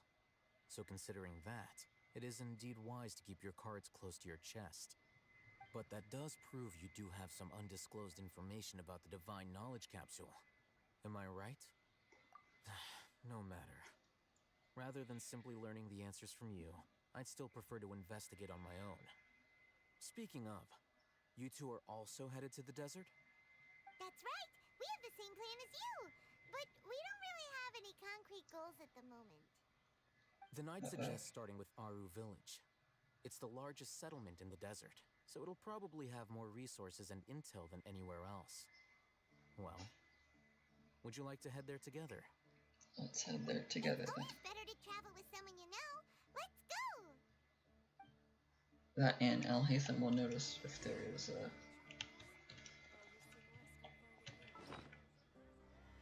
Why do I keep pressing B instead of V? This time I wanted to go all the way over to M for the map. I do have the Statue of the Seven there. I don't have the teleport waypoint inside of RU Village. That's kind of sad.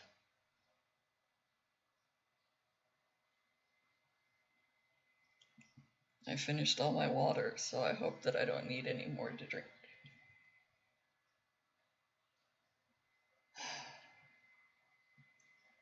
Hope I don't need any more, that is.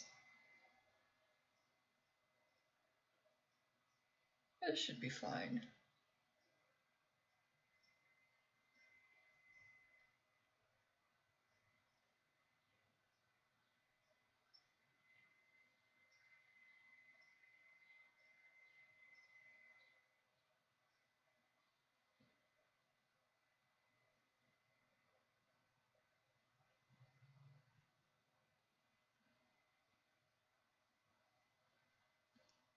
Alright.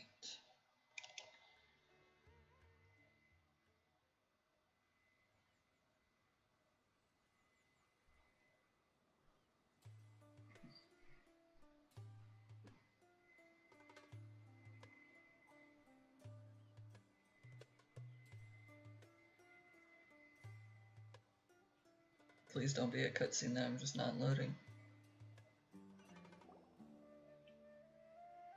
Before us lies Aru Village, the safe haven of the desert folk. It was loading me teleporting there just to load in cutscenes. Really something else. What a cool place! Let's go check it out. We're not really here to sightsee, are we?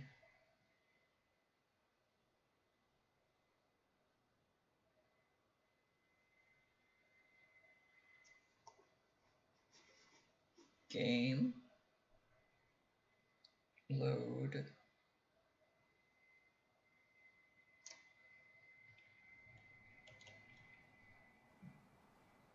Okay, this is a cutscene.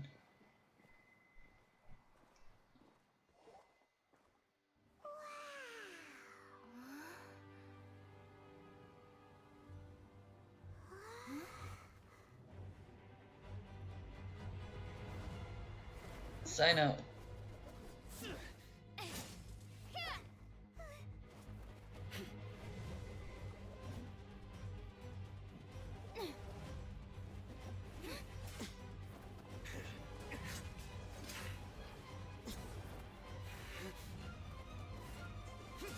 Why can I get this cutscene to load, but I can't get the other ones too? This is cool.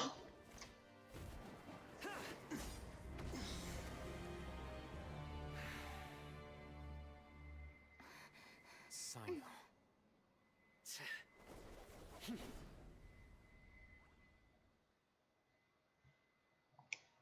Unless my memory fails me, we have barely spoken 2 words to each other before now at the Academia. Would you care to enlighten me as to when and how I invited the General Mahamatra's wrath? Oh, Hatham. Do not think you can escape my judgment, just because you managed to escape my attack. Judgment? So that's how you'd characterize your actions here, is it? Or would elimination perhaps be a more accurate description? Had I used my full strength, not even this traveler would have been able to stop me. Though styled like an assassination, I sought only to ensure that my target would be unable to flee or resist. Standard practice for the Matra, as well you know.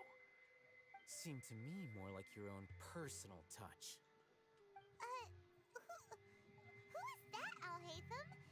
Did you call him General Mahamatra? Yes.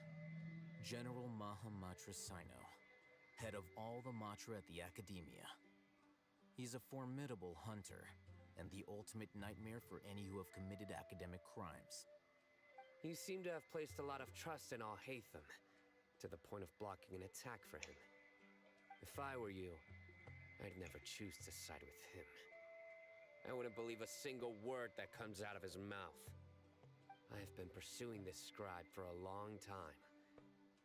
I urge you, stand back and do not seek to defend him any longer. Otherwise, there will be consequences. It doesn't mean I'm going to stand by and do nothing. Has Alhaitham done something wrong? Hyman doesn't think he's as bad as you've made him out to be. I won't waste my breath explaining things. Alhaitham, I saw it during our fight. Take it out. The divine knowledge capsule you're hiding on your person. Unless you want me to retrieve it for myself. Very perceptive of you. Nothing escapes a Matra's senses. Wait, the divine knowledge capsule? Didn't it fall into the Matra's hands in Port Ormos? So you did no lie wonder to you speak with such confidence, Sino. But I must admit, I'm very curious. What does this capsule mean to you? And why, as General Mahamatra of the Academia, are you all alone in the desert? As far as I'm aware, the other Matra have been speculating about your disappearance. Have you been given a mission that's, let's say, morally dubious? If I was the real target of your mission, what was stopping you from simply using your authority and resources to judge me within the walls of the Academia? Is it a mission from the sages? I should have known you'd be difficult to deal with. You two! Feels like we can't trust either of them. Ahem. Well, look at you two, acting all tough and self-righteous over there. Wait, Dia?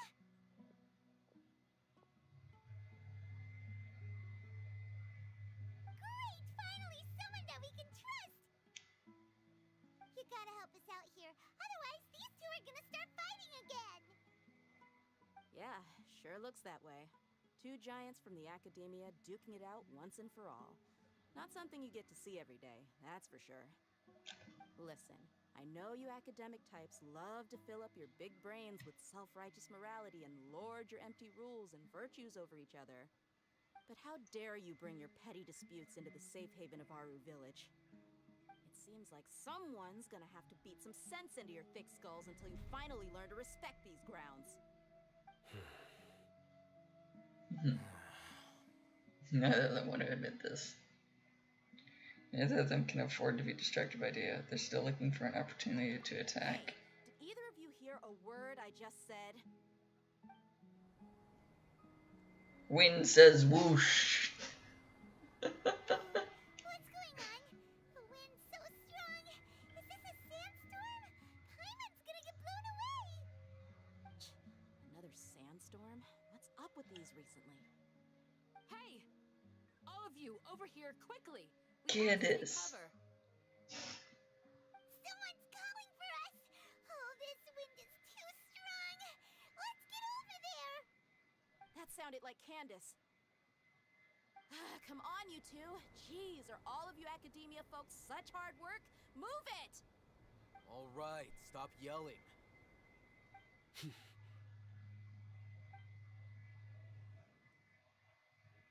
Yay!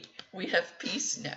We have a fire type, we have an electro type, we got a grass type, we got a water type now, and we got me, the abnormality that can be all four that we've visited so far.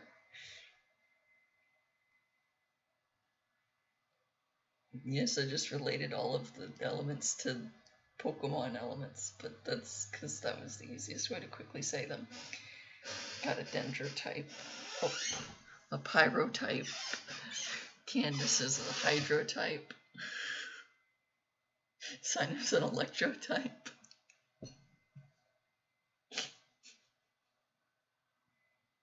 And then there's me, who is choosing to be Animo but could also be Electro, Dendro, or Geo at this point in time.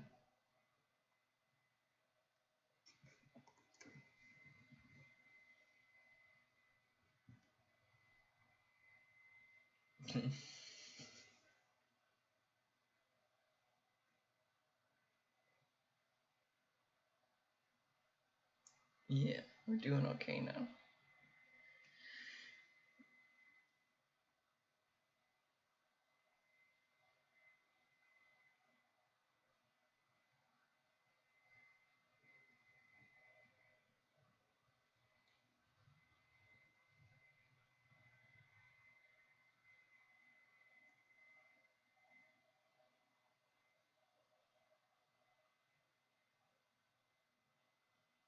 Alrighty, is this gonna keep loading? Maybe not. It switched loading screens entirely. Maybe it will not keep loading.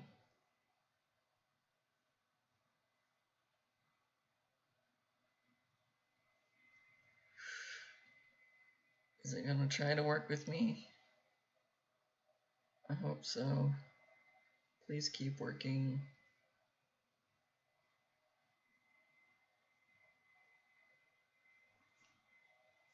Please keep working. Please keep working. Work, work, work, work, work, work, work. Please work, work, work.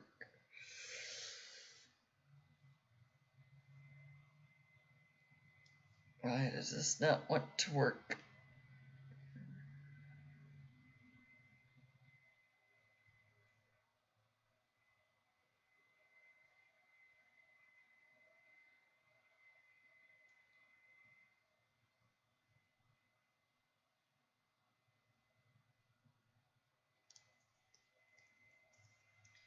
Come on, loading screen.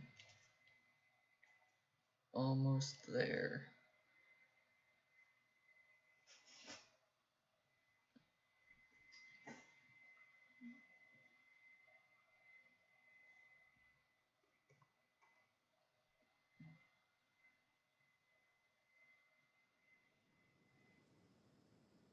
Okay.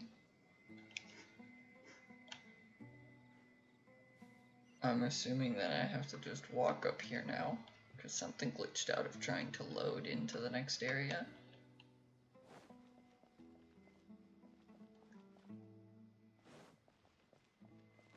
I'm just following the quest marker because something obviously went wrong.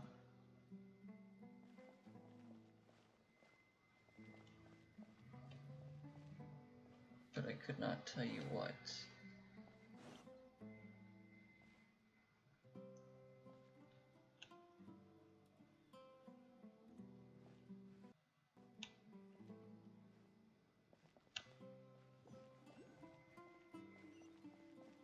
Ooh.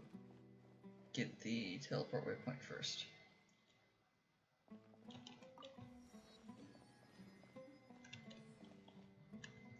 Exchange information with the crowd. Enter the village chief's house. Okay.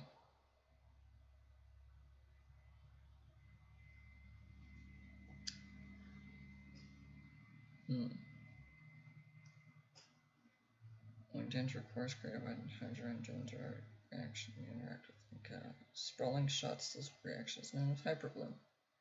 Oh, Dendro, Hydro, Electro. I got Dendro Electro, but I don't have Dendro Hydro Electro.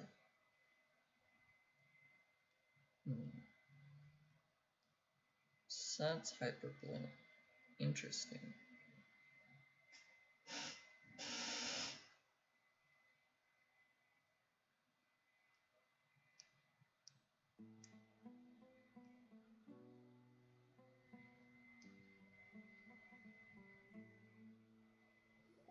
All right.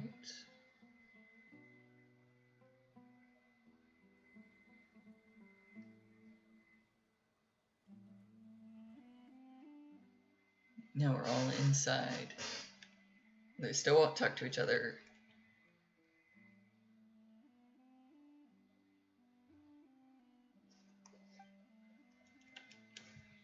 Everyone is quiet.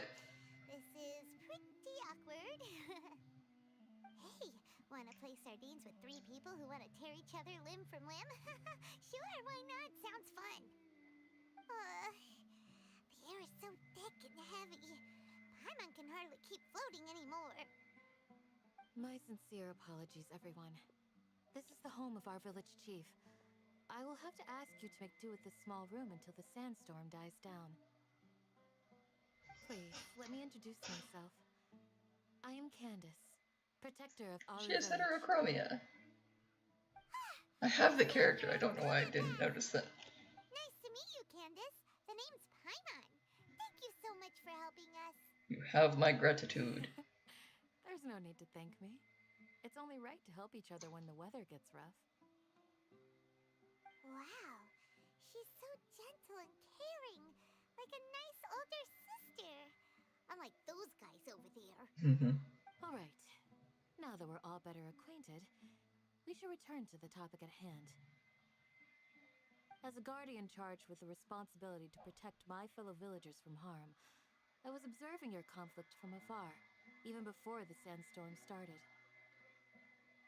And now that you have set foot within our village itself, it is all the more my responsibility to make absolutely sure that you pose no threat whatsoever to us. So please, have an honest and sincere conversation with one another and put your hostile feelings to rest. If anyone dares to start anything again while they are under this roof, I will not hesitate to send them out for some quality time with the creatures of the sandstorm. On second thought, Paimon may have misjudged Candace's character. And that goes for you too, Miss Dia.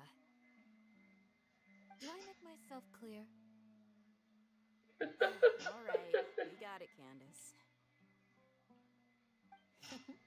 That's what I like to hear. So, which of you will begin?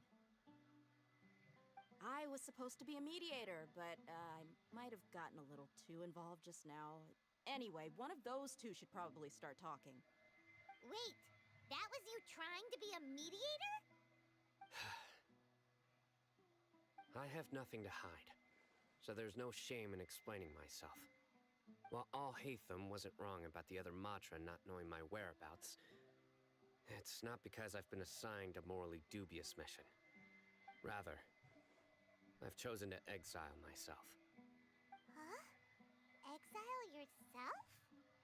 A little while ago, I discovered that there was data missing in the Academia's project planning and development files.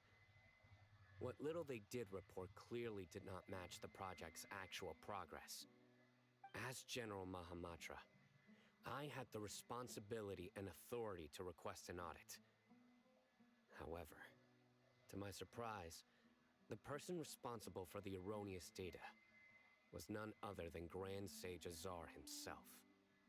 I tried to investigate the issue myself before submitting a formal audit request, but I soon found that all leads and potential pieces of incriminating evidence were carefully concealed from me. Yep, I began that's to realize that they were cautious of me from the very beginning. Unsurprisingly, the Grand Sage rejected my audit request as soon as the submission reached his desk. He even said to me, "The power of the General Mahamatra is granted by the sages. You have no right to judge us." So they really are up to no good. I realized then that to the Grand Sage, the Matra are nothing more than tools for the sages to assert and maintain their control over knowledge. The vows that we took, the principles that we strive to uphold, they are meaningless to the academia of today. So you then decided to exile yourself. I believed it would be wise to flee the academia before the sages had a chance to take action against me. This way, they can no longer see nor predict my actions. I will never give up on this investigation. There's no need for someone else to give me power or authority. Once I find the truth, I will administer judgment by my own name. Cyno seems to have the same goal as us. We're all investigating the sages. Plus, now that he's no longer the General Mahamatra, he somehow feels a lot less scared. Still too early to trust him completely, or what if the whole story was just made up? What if the whole story was just made up? Cyno, if that's your story, then why did you see Alhaitham as a target? When I was investigating the matter in the academia, I overheard a conversation between Alhaitham and a sage. The sages asked you to investigate a blonde-haired traveler. Do you dispute this, Alhaitham? What?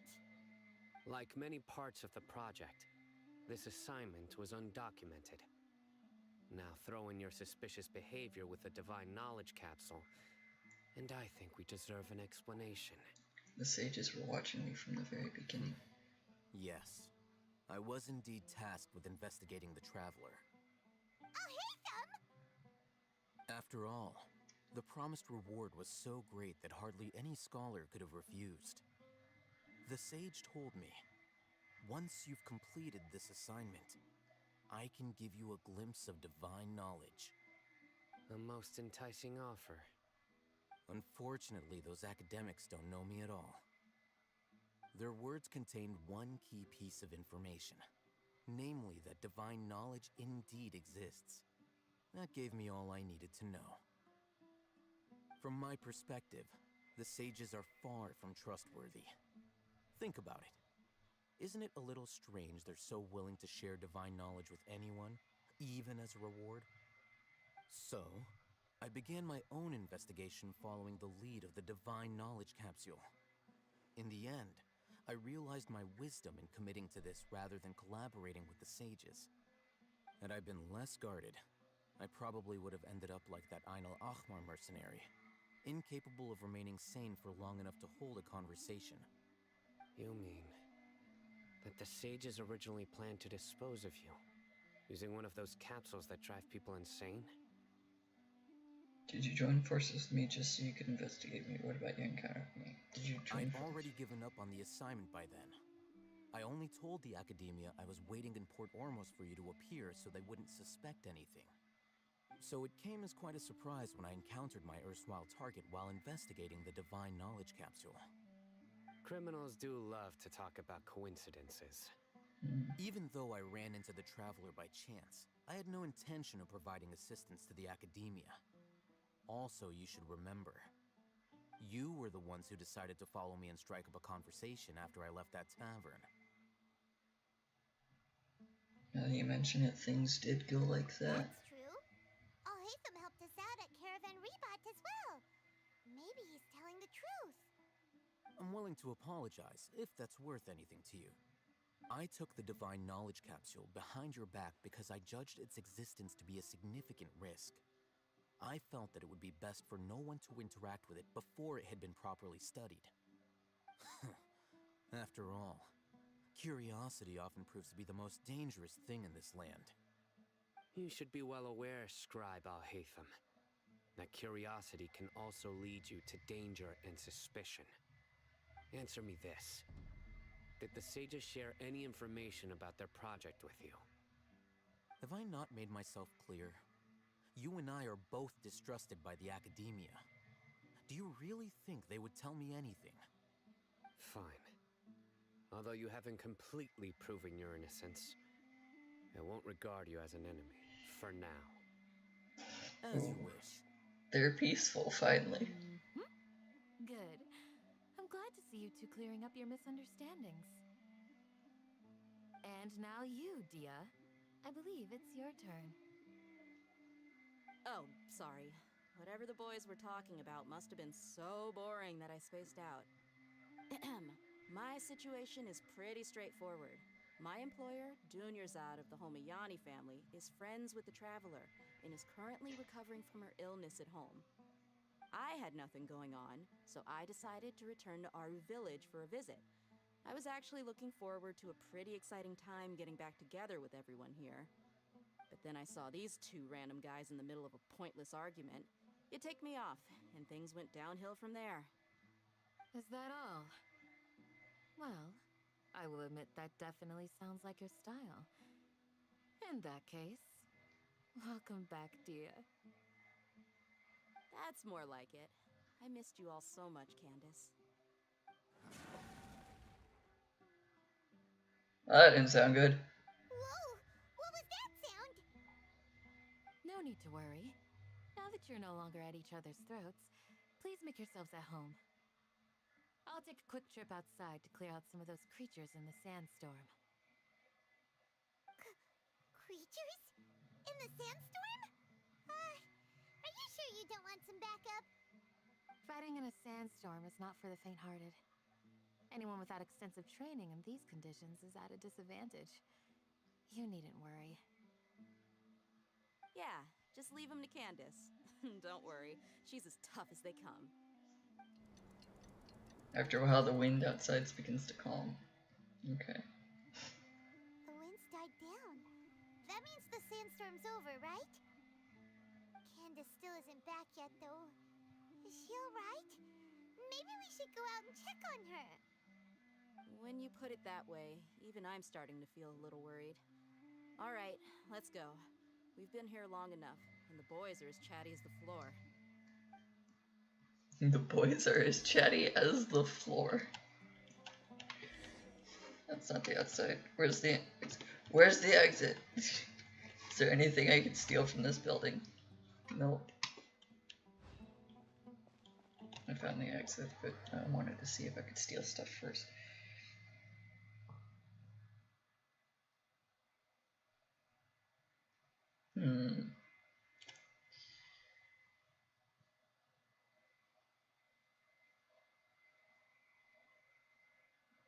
I do like that you do find a group of people who you're capable of having some amount of trust in with this situation.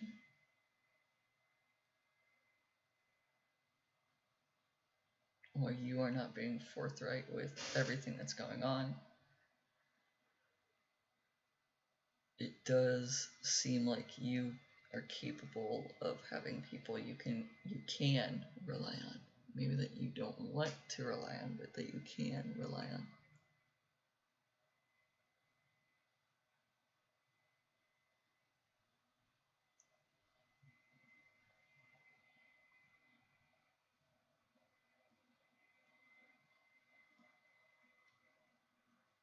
And you can always rely on Tighnari as well, so there's that. Although Tighnari is not with you right at this moment.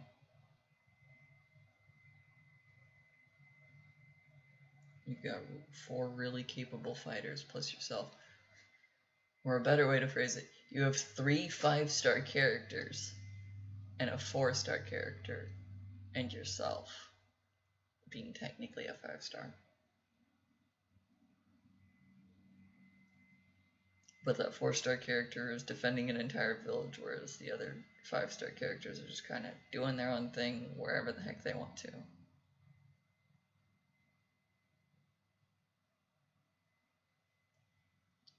Could it allow me to walk outside, please?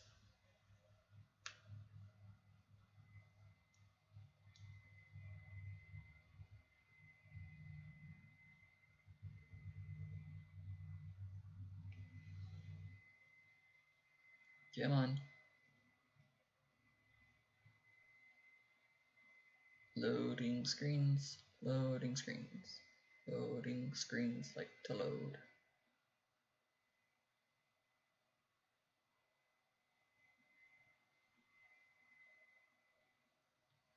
Come on, load, load, load, load, load, load.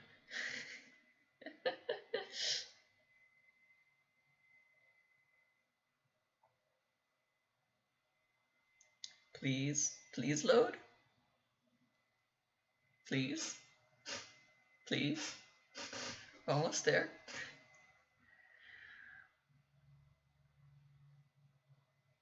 Come on.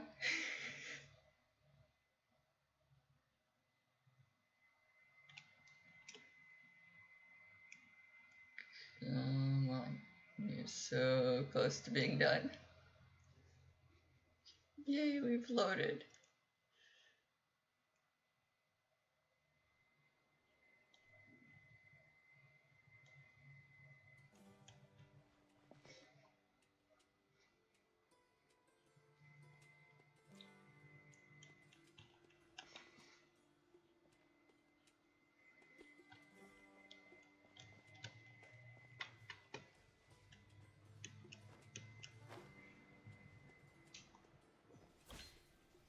Check this situation outside the village chief's house.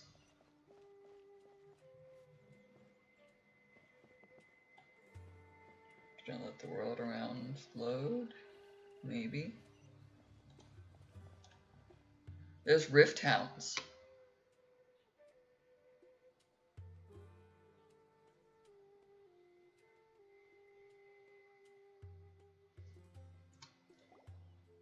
Oh, Candace, you're still fighting? You've been out here dealing with these creatures the entire time? Yes. They just keep coming in waves. I've lost count of how many I've defeated. Before I realized it, even the sandstorm had stopped. Your stamina is also something that's an unleash. Wow. Here comes another wave! Leave this round to us. I got interrupted earlier, but now I have something to take my anger out on. It's been quite a while since I've seen the Flame Mane in action. I'll leave these to you then. I'll be sure to put on a good show. Let's go! Is this a trial run of her character? Oh, no, it's not. I'm glad I have this team, though.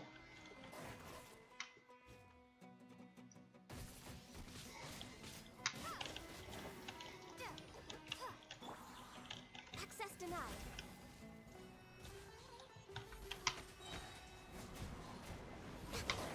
Because it means that no one can shield to stop the corrosion.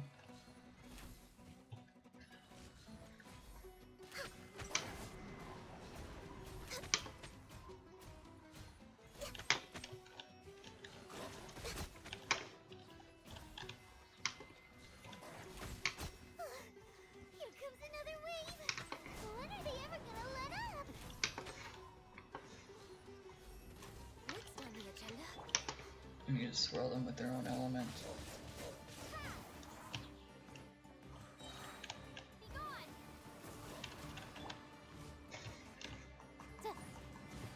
Forgot they teleport. Motion to compel.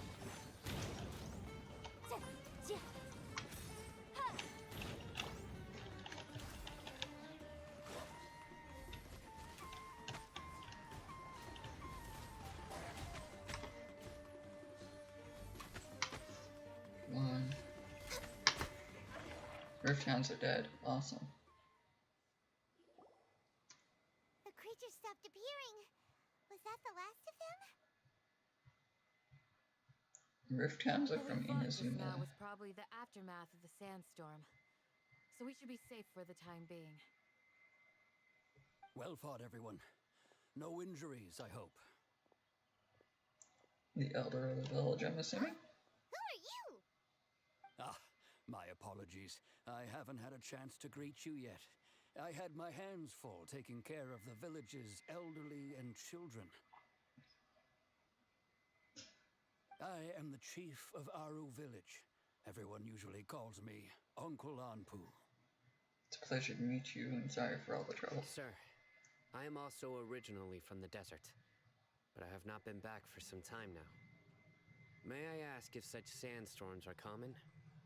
I can't say they've always been common, but recently the storms have become increasingly severe and frequent. Besides sandstorms, we also occasionally get earthquakes. According to an investigator who stayed in the village a while ago, these unusual natural phenomena are related to the withering of Irminsul. Another effect of Irminsul's withering. So, Irminsul's withering causes withering zones in the forest, and sandstorms and earthquakes here in the desert?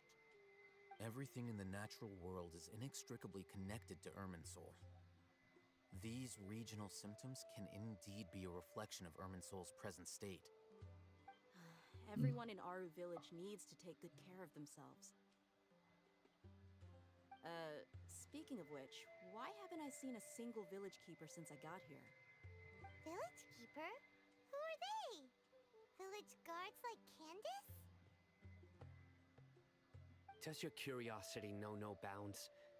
Village Keeper is how Aru Village refers to mad scholars exiled here by the Academia. Most of them are scholars who lost their sanity after a period of training in the Avidia Forest. The Academia believes that their crazed mutterings may have a negative effect on the psyches of other scholars. So, they're forcibly exiled to the desert.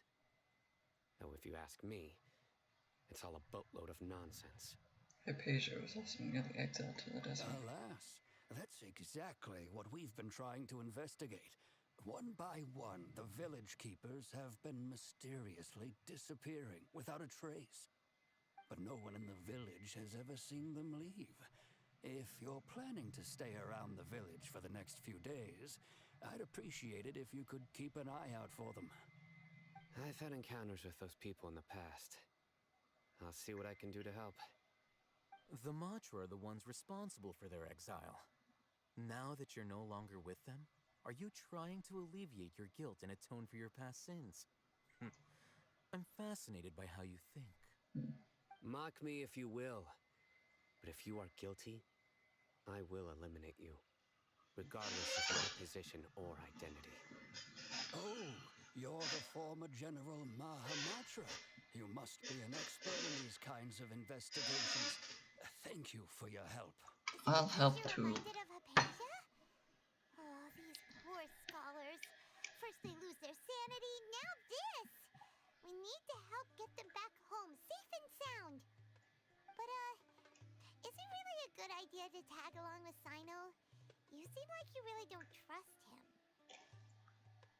And we find Dea and the others are here too. I'll be grateful for the assistance. No doubt you will do a better job than some of my former subordinates. Let's start by finding a spot to share what we know so far.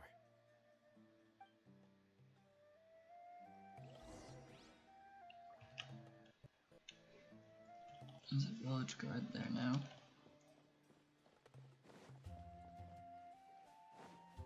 Exchange information with Sino somewhere else. Am I going back to the village elder's house? Nope, okay.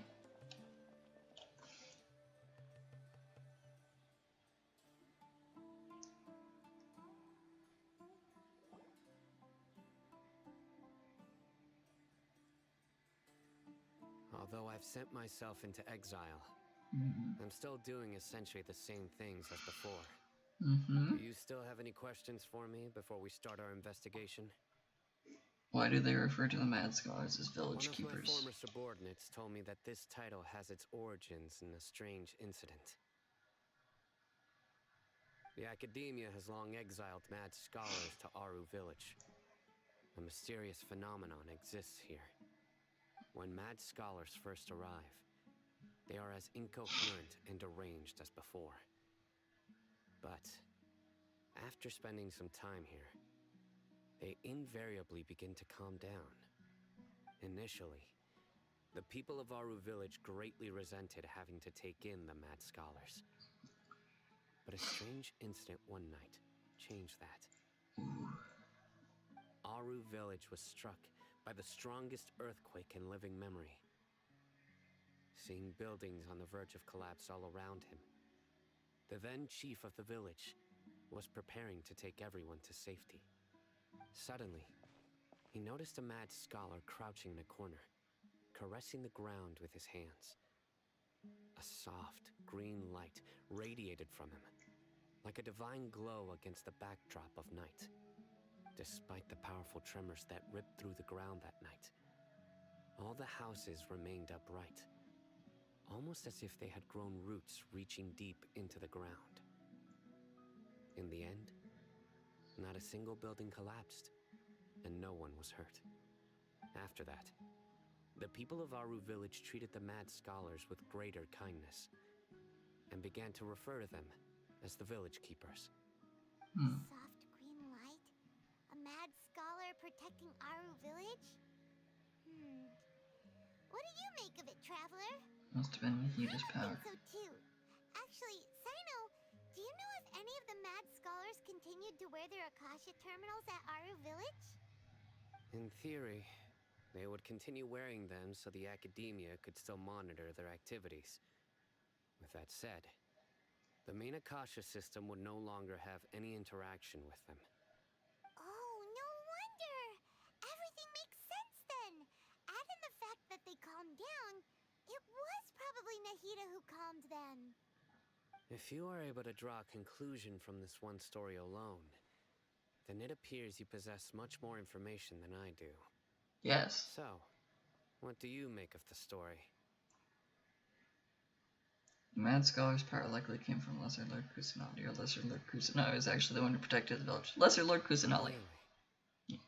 Lesser Lord Kusanali. What?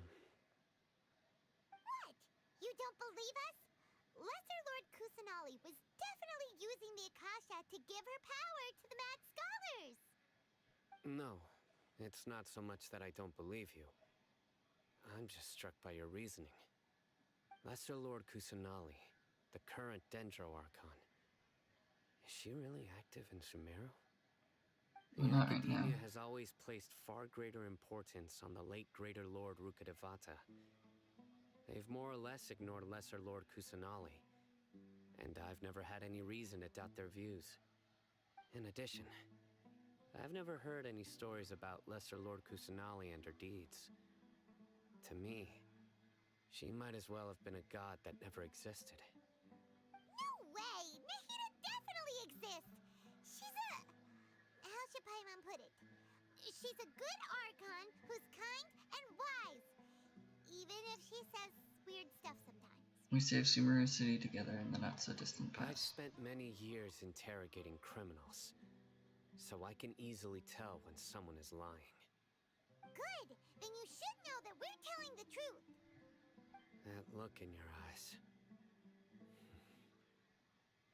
I've never seen that from a liar. You two really must have met Lesser Lord Kusanali. How can this be? To think, our Archon has been amongst us this entire time. Alright, now it's our turn to put our skills to good use for this investigation. You betcha. But easier said than done, especially since we don't have any leads. Maybe we can start by knocking on some doors. Excuse me, are you here to help me find my grandpa? Huh? Who are you? By the sounds of it, a resident of this village. My name is Isak. You'll help me find my grandpa, right? Is your grandpa a mad scholar? Hey, don't say that. Grandpa is just Grandpa. Why do you have to call him that? It's not like he's a bad person or anything. The person you're referring to is not a local. Yet you are. Why do you call him Grandpa? Grandpa is just Grandpa. He's my family. I heard everything you said to the village chief. Please, you gotta take me with you. I want to find my grandpa. I swear I'll help. I won't be a nuisance. Ah, so you're the one who was eavesdropping on us around the village chief's house. I was planning to go out and take care of whoever it was. But I had a vague feeling that they didn't harbor any ill intent. Wow, we get stalked a lot, jeez. Kidding about Matra having sharp senses. Sino, he's just a kid. All he wants is to find his grandpa. Let's find a way to help him. Sorry, I was only listening in because I wanted to know where Grandpa went. Honest. If you don't believe me, you can ask Miss Candace. Please help him, Sino. But first, let's confirm the facts with Candace.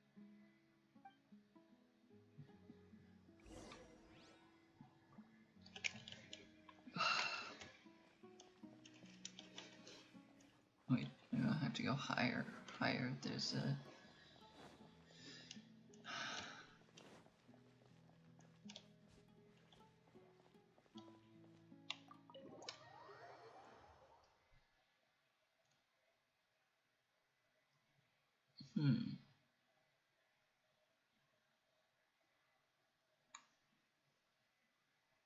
I'm wondering how long Act 3, Chapter 3 really is, because at this rate, I am not gonna get anywhere further. Not in this stream, at least.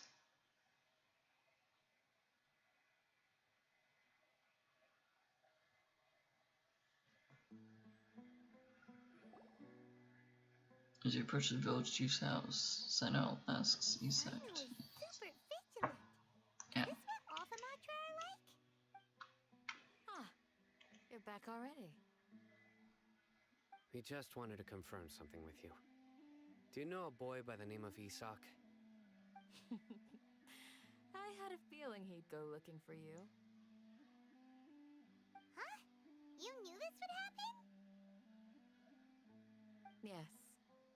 Although he tried his best to stay hidden, I still noticed him eavesdropping outside the window. He really wants to get his grandfather back. Isak's parents were both Aramite mercenaries who rarely returned to the village after finding employment in the city. He was raised by his grandfather. Unfortunately, it was only a few years before his grandpa passed away. Isak was still very young at the time, so various families in the village took turns caring for him so he could survive. Later, an elderly mad scholar arrived at the village. Isak thought the scholar bore a striking resemblance to his grandfather, and thus often spied on the man. However, the scholar was unkempt in appearance and incoherent in speech. Although Isak referred to the man as his grandpa, he was afraid and didn't dare to approach him. One summer night, the oft mumbling and bumbling grandpa suddenly calmed down and seemed to become more lucid. He even noticed Isak hiding in the distance. So Grandpa walked up to Isak and patted him on the head. He even took Isak to the entrance of the village, where he patiently taught the boy the names of the stars and accompanied Isak until he fell asleep. The next morning, Isak woke up and wanted to go find his grandpa again, only to realize his grandpa no longer recognized him. However, even so, Grandpa retained his calm expression. It's said that those who saw the scholar claimed he no longer appeared to be crazy, but appeared to be living in his own world, almost as if he were sleepwalking. Isak was thrilled that his grandpa was able to find peace and would follow him all the time, asking him things like, "Grandpa, want me to take you somewhere fun?" Or, "Grandpa, could you tell me stories about the stars again?" All this somehow just makes Paimon feel really sad. It seems like they both deserve so much better. Perhaps. Nearly everyone who lives in the desert has some form of hardship or regret. But even so, we must still continue on with our lives. It's also my reason for fighting. I must continue to protect this land. Lucid Grandpa was probably Nikita. She must have sued the other Mad Scars as well.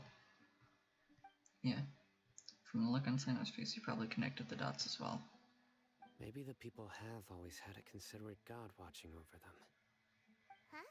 What did you say, Sino? No, nothing.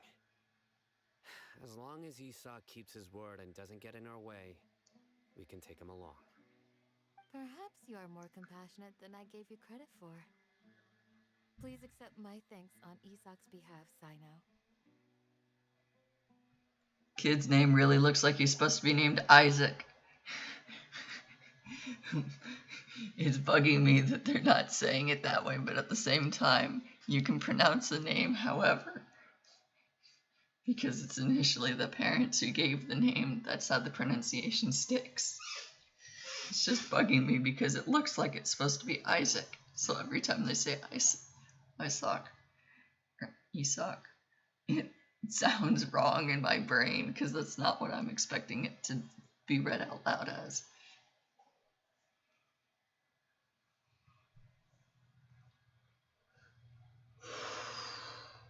However, to be completely honest, most of like the character name of Candace,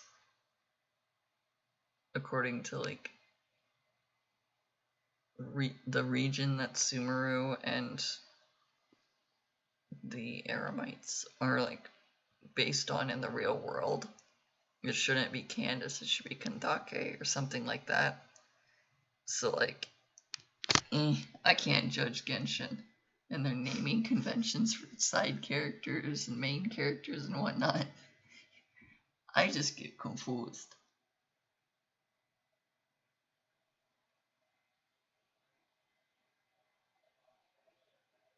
Yeah, at this rate, I'm just going to finish this chapter act. I'm going to finish this act 3 of chapter 3. And then probably end the stream there, because normally I would end it in 2 minutes.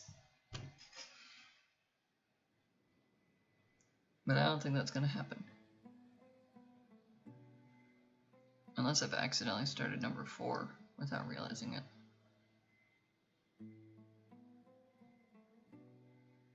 I think I would realize that though.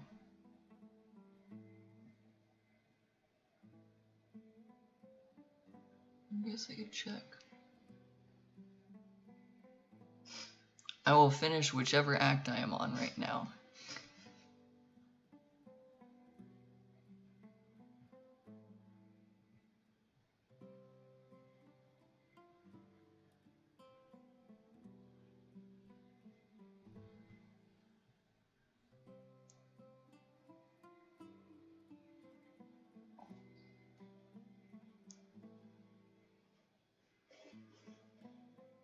Maybe. Maybe it'll load.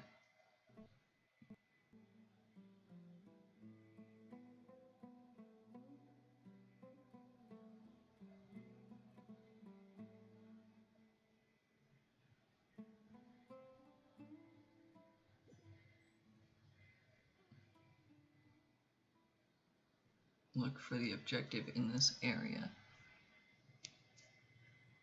while reconnecting to the server.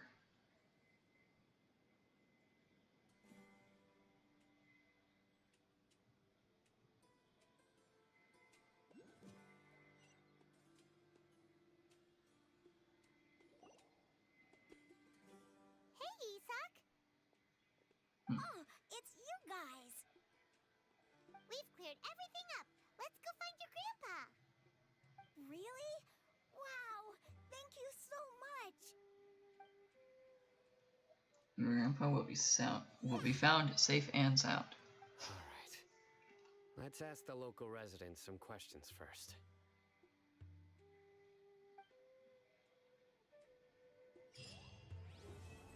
Oh. Well, okay, that was the...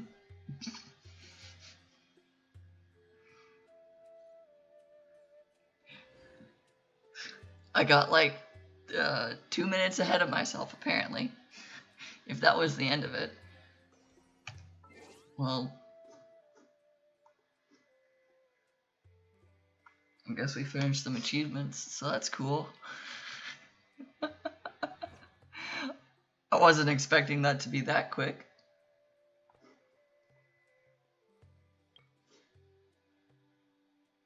Oh, this is the stuff that I did off camera.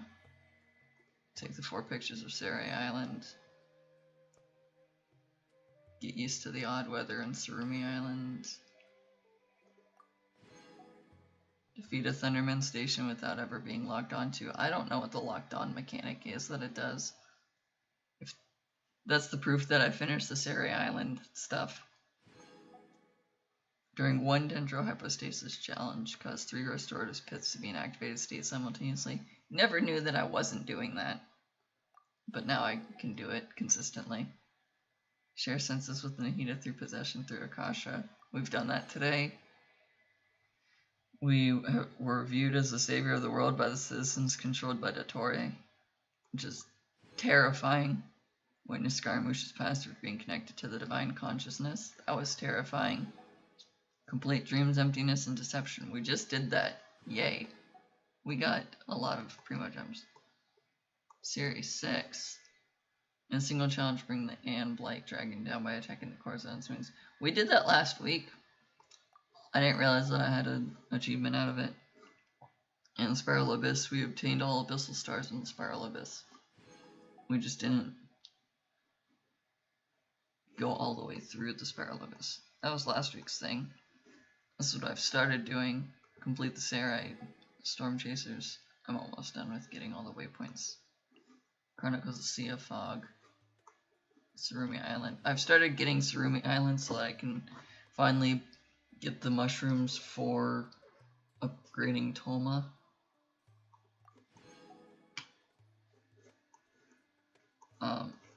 So that's all of the achievements that we got today and this past week that I just didn't want to collect until I could collect them all at once. And I've realized, I said at the beginning that we would figure out whether we want to pull for these characters, so we're going to play test Baiju and the others. Otherwise, I'm just going to wait until Kirara, which is on the next one. I believe that's how her name is pronounced, Kirara. She's like the postal service delivery extraordinaire of Inazuma, who like can turn herself into a cat box that can climb on what normally would be unclimbable walls, which is kind of cool. It's a cool movement skill.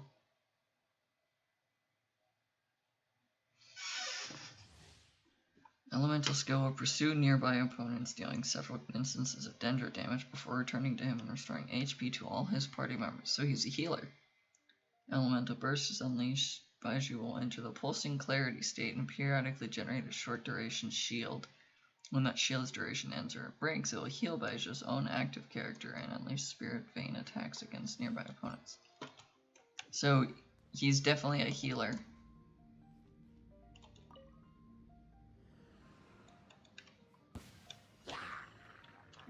side effects.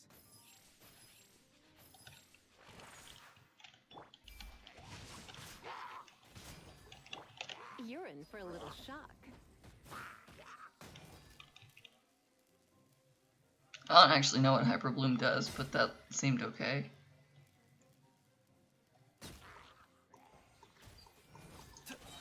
Is he a catalyst? He's a catalyst. A bitter pill to swallow.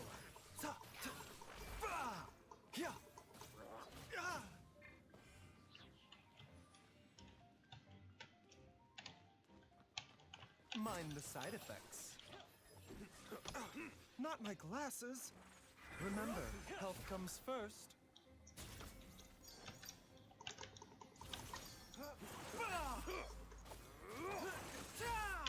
A bitter pill to swallow. Rain outlines your fate. Rain cutter. Let's spark things up a little. Let's Hyper Bloom. Seems like an emergency.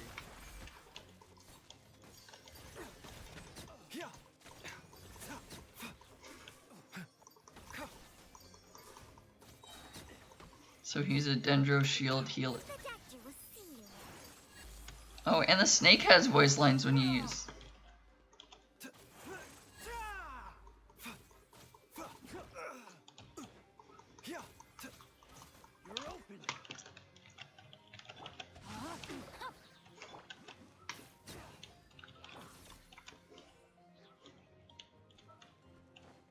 Okay, I really want to quickly... What weapon type does he use? Because I am so confused. I'm assuming it's a catalyst.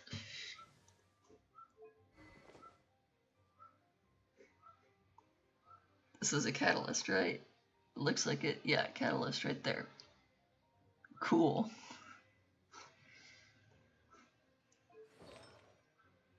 Oh, it's an Tenacity of the Millilith. Interesting. And Vorukash his glow. So basically give him extra health. A bitter pill to swallow. Time to act. Let me read you a verse. Try not to enjoy this too much. Taking a turn for the better. Hyper Bloom, Aggravate.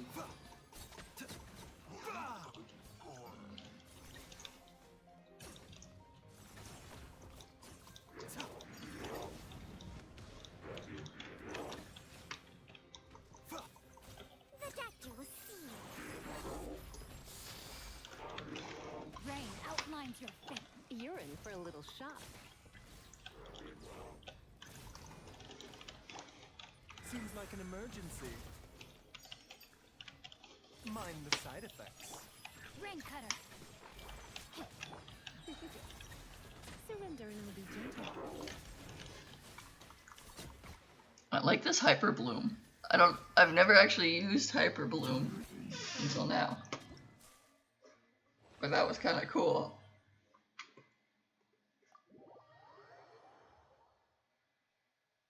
I don't entirely enjoy his playstyle. But that may have just been me trying to figure out. I didn't even realize what weapon type he was. I was that confused. So he's a catalyst that has attacks that bounce around enemies.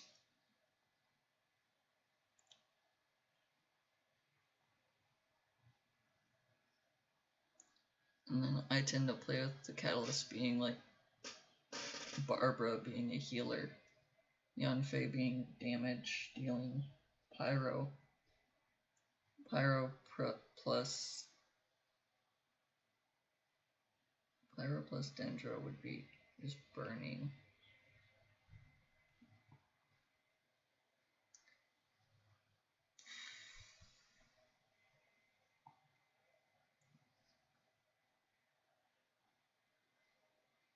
The other thing is, if I do get Baiju, I then have to level him up, which just pushes everything else that I've been doing back even further again.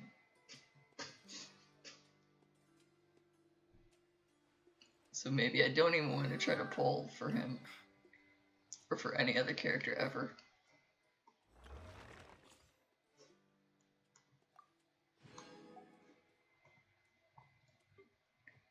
I don't need to play Tesganyu.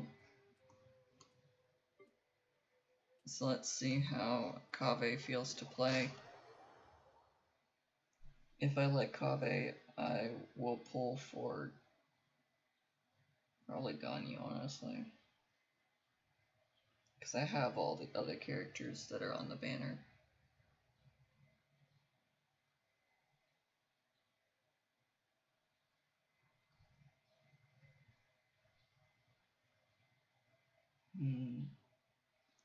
Yeah, actually, the more I think about it, the more I'm like, the only 5-star Kaveh's elemental skill can deal damage across a large AoE and will cause all Dendro cores within that area to burst immediately. After his talent and Architect's Undertaking is unlocked when attacks from Dendro cores hit Kaveh, he will also recover HP based on elemental mastery. Elemental Burst will allow his normal charge and plunging attacks to temporarily be converted to Dendro damage and increase the attack AoE.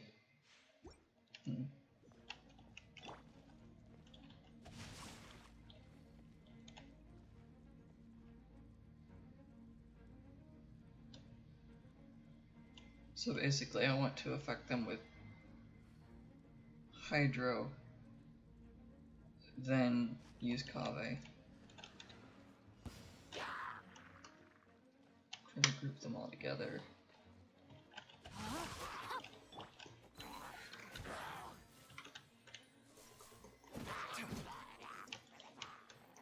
Is he a sword user or a claymore user?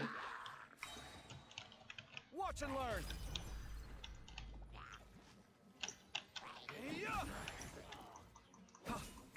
Scanning.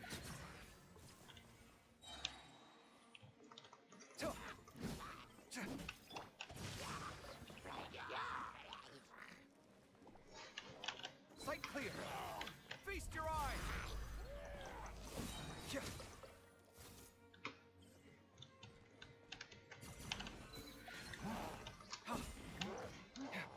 Wow. Just forcing those to blow up immediately. Rain outlines you. Okay, making those, like, cores blow up immediately is actually really cool. So I just let them sit on the floor and then blew them all up to damage the next wave immediately.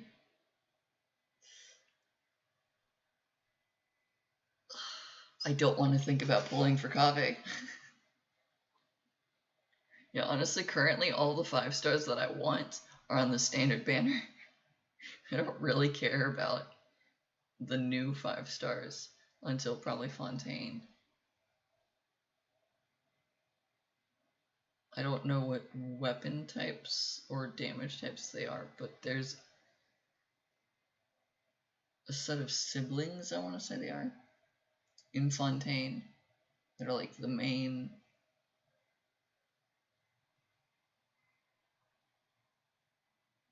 The two main-ish characters that you meet.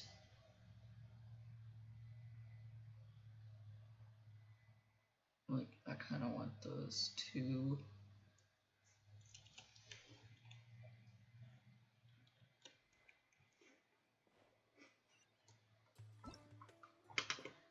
I already know how Ganyu feels to play, I know how Candace feels to play, and I know how Fischl, I believe was the last one, feels to play.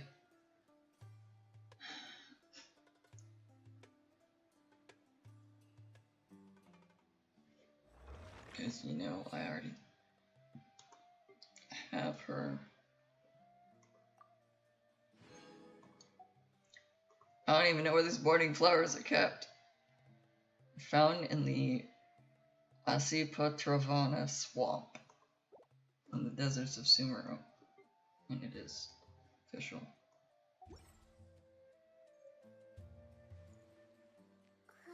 That swamp is in the top left of Sumeru that I haven't visited yet, right? I'm assuming it's up here. Either that, Or one of these two places that I haven't visited is a swamp. I think this part is like part of chapter 3 that I'm currently doing.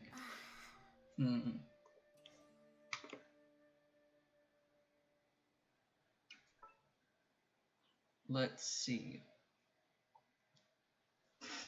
How close to pity am I?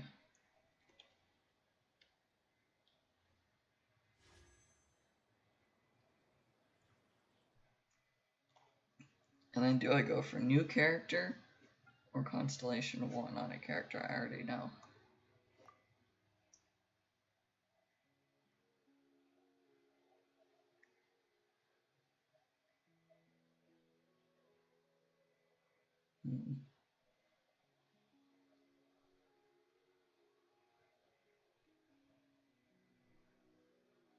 I can probably build a Bloom, Hyper Bloom team.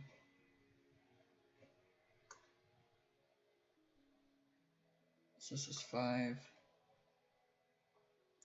10, 15, 20, 25, 30, 35, 36.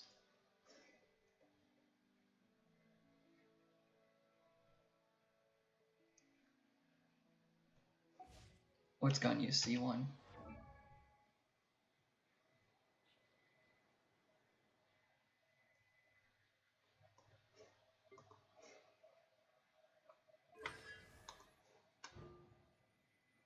Charge level 2 Frostflake arrows or Frostflake arrow blooms decrease opponent's cryo resistance by 15% for 6 seconds.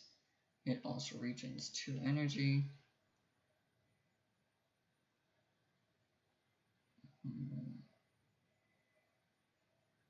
So it would let her do more damage because it decreases their cryo resistance.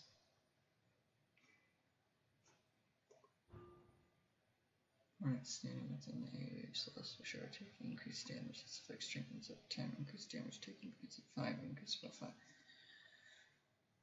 I don't think I'm ever going to try and get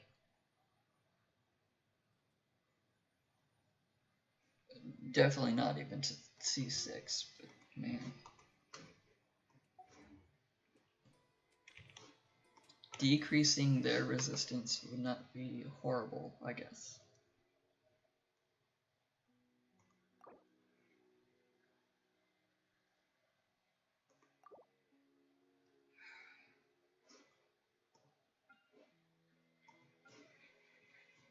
If I get Kaveh, it's more reasons to explore the map and fight different bosses or more bosses. If I don't get Kaveh,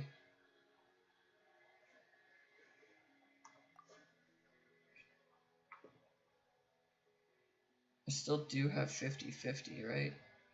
I saw that right.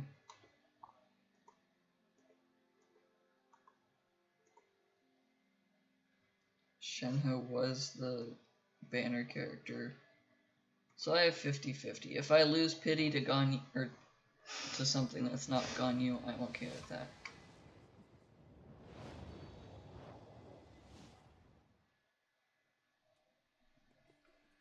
So this is 37, 38, 39, 40, 41, 42, 43, 44, and 45, and 46.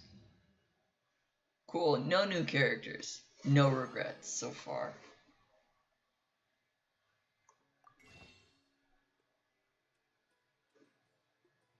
Let's save Primogems by doing it this way. I can get 2 of those. I can make it 3.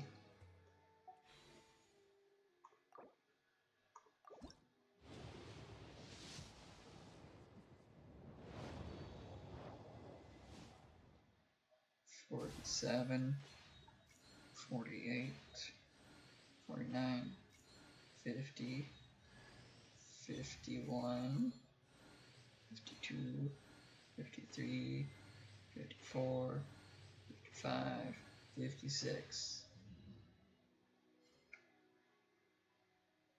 Wow.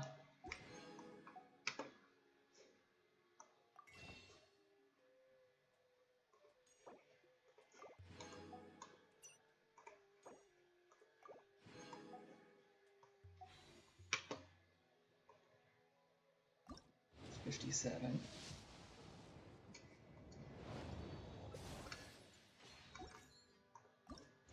58.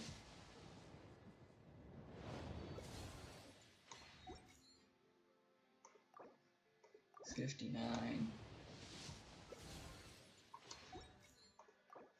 60.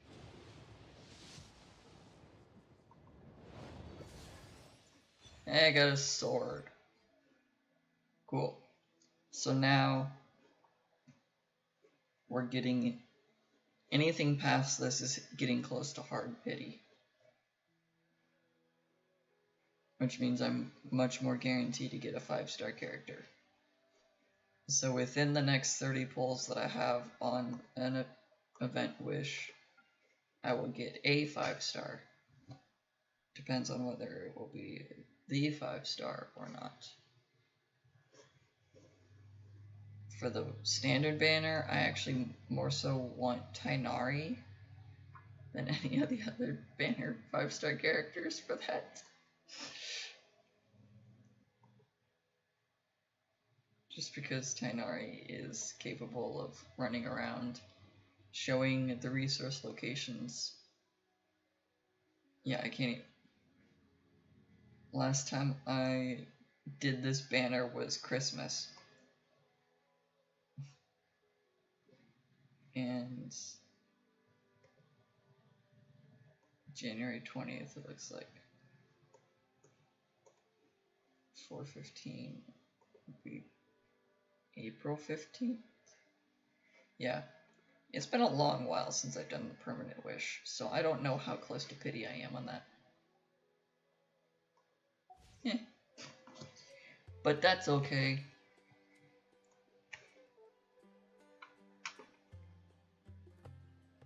Something is now glowing in the Adventurer's Handbook, which I believe is completing. Yeah. 3/3 gives me 1 wish, which I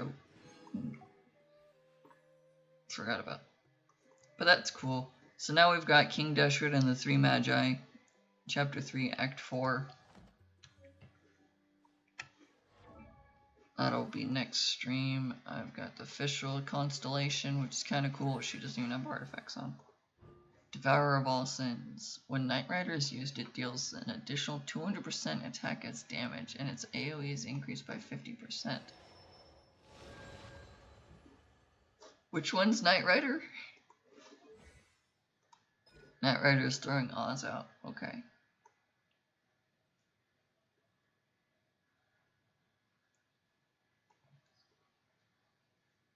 Knight Rider upon the land, dealing electro damage and a small AoE. So now it's a bigger AoE. Cool. Official does more now. That's kind of cool. Well, that's it for everything today. Thank you guys so much for watching. Sorry all of the cutscenes kind of didn't work very well for us. But hey, at least YouTube helps us.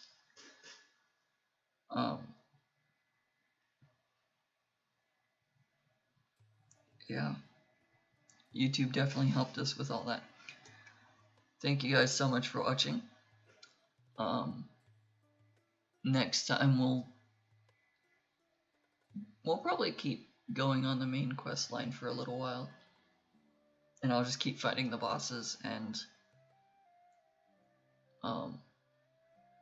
unlocking the regions and the areas by myself.